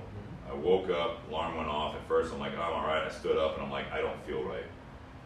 Listen to your body. Sleep is a huge part of recovery. Sleep is a huge part, and how you treat yourself every waking hour is something. You can have fun, you can drink your whiskey, you can smoke your cigars, take your supplements, work out, take your pre-workout, do all that shit. That's great. But if your body starts rejecting it or starting to show you signs of fatigue, rest. Listen to your body. Listen to your body above all else.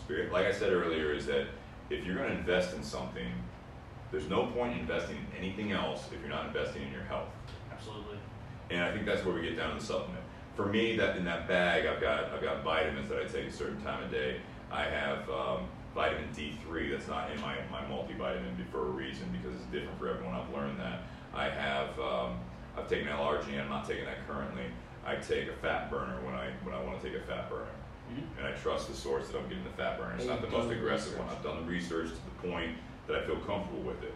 I take lithium orotate, which was actually something that the doctor I referred to that he has recommended based on what he saw in my blood test. That's something you won't find in a supplement store. You won't find it in a supplement store. You have to go on Amazon. You have to do those things. But the reason you don't sell it in a supplement store is because that's something that leads down another path.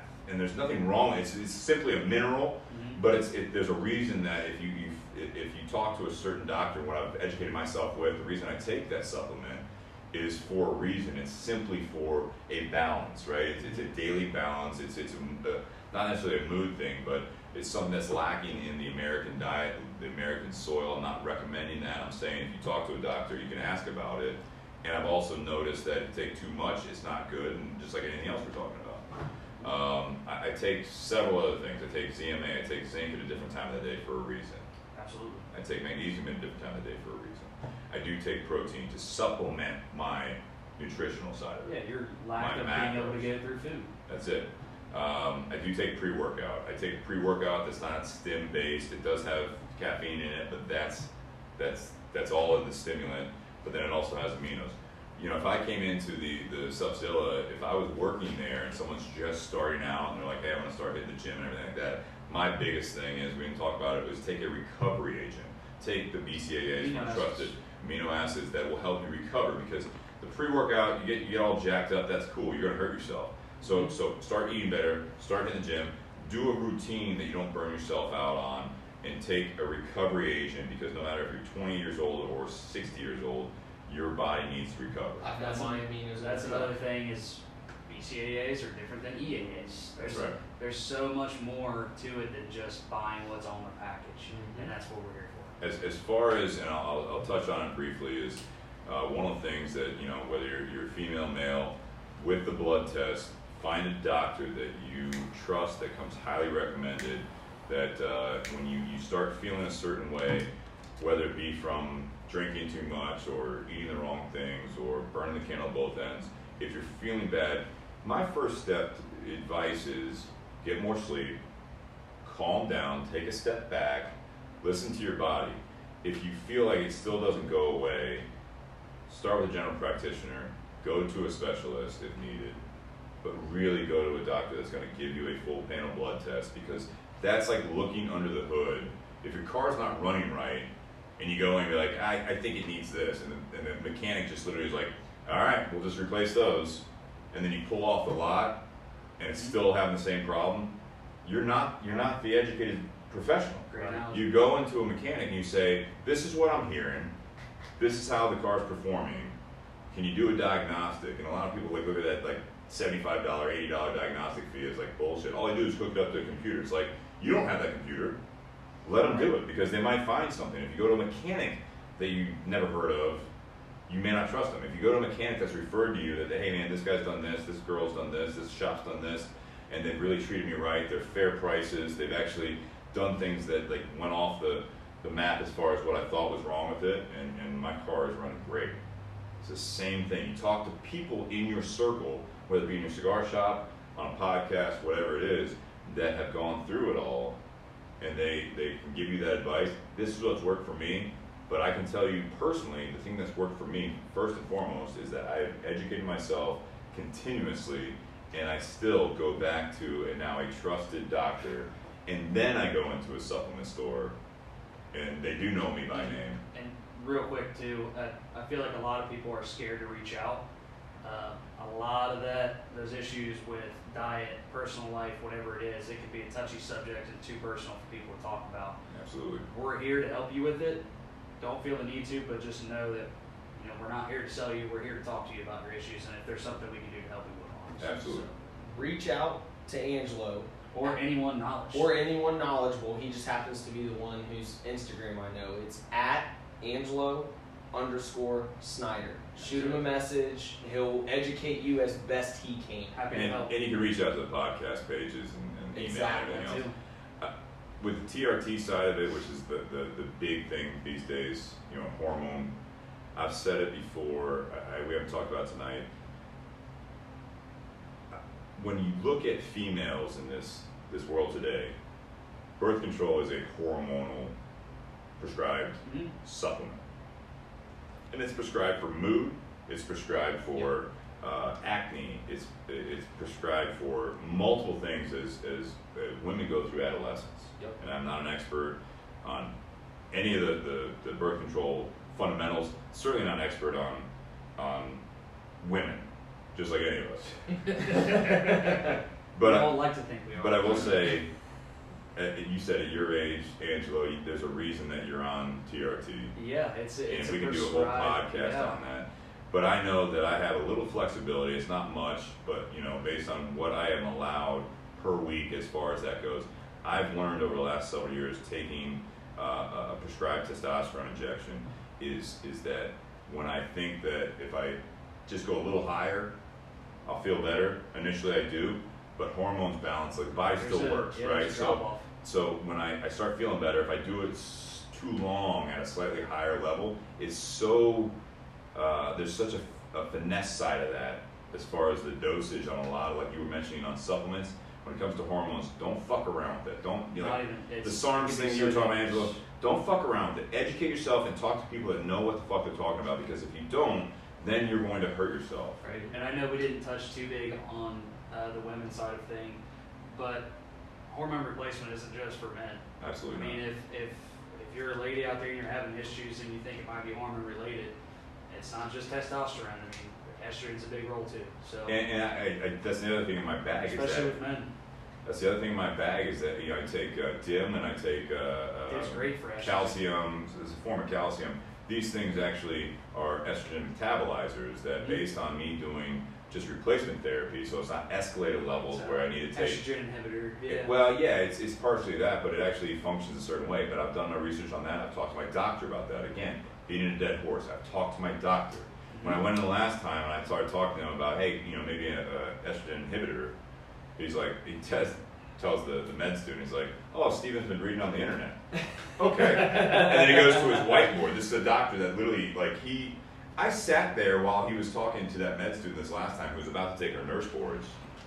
And he's just like, Steven, you want to hear all this stuff? I was like, yeah. I just kind of sat there on the exam, like that thing with the paper on there and all that shit. And I'm sitting there and he's like, So and he starts like writing stuff down, and he asks the lady that's in there, and he's like, "Do you know the answer to that?" And he's like, she's like, "Nah, they only taught us the one thing."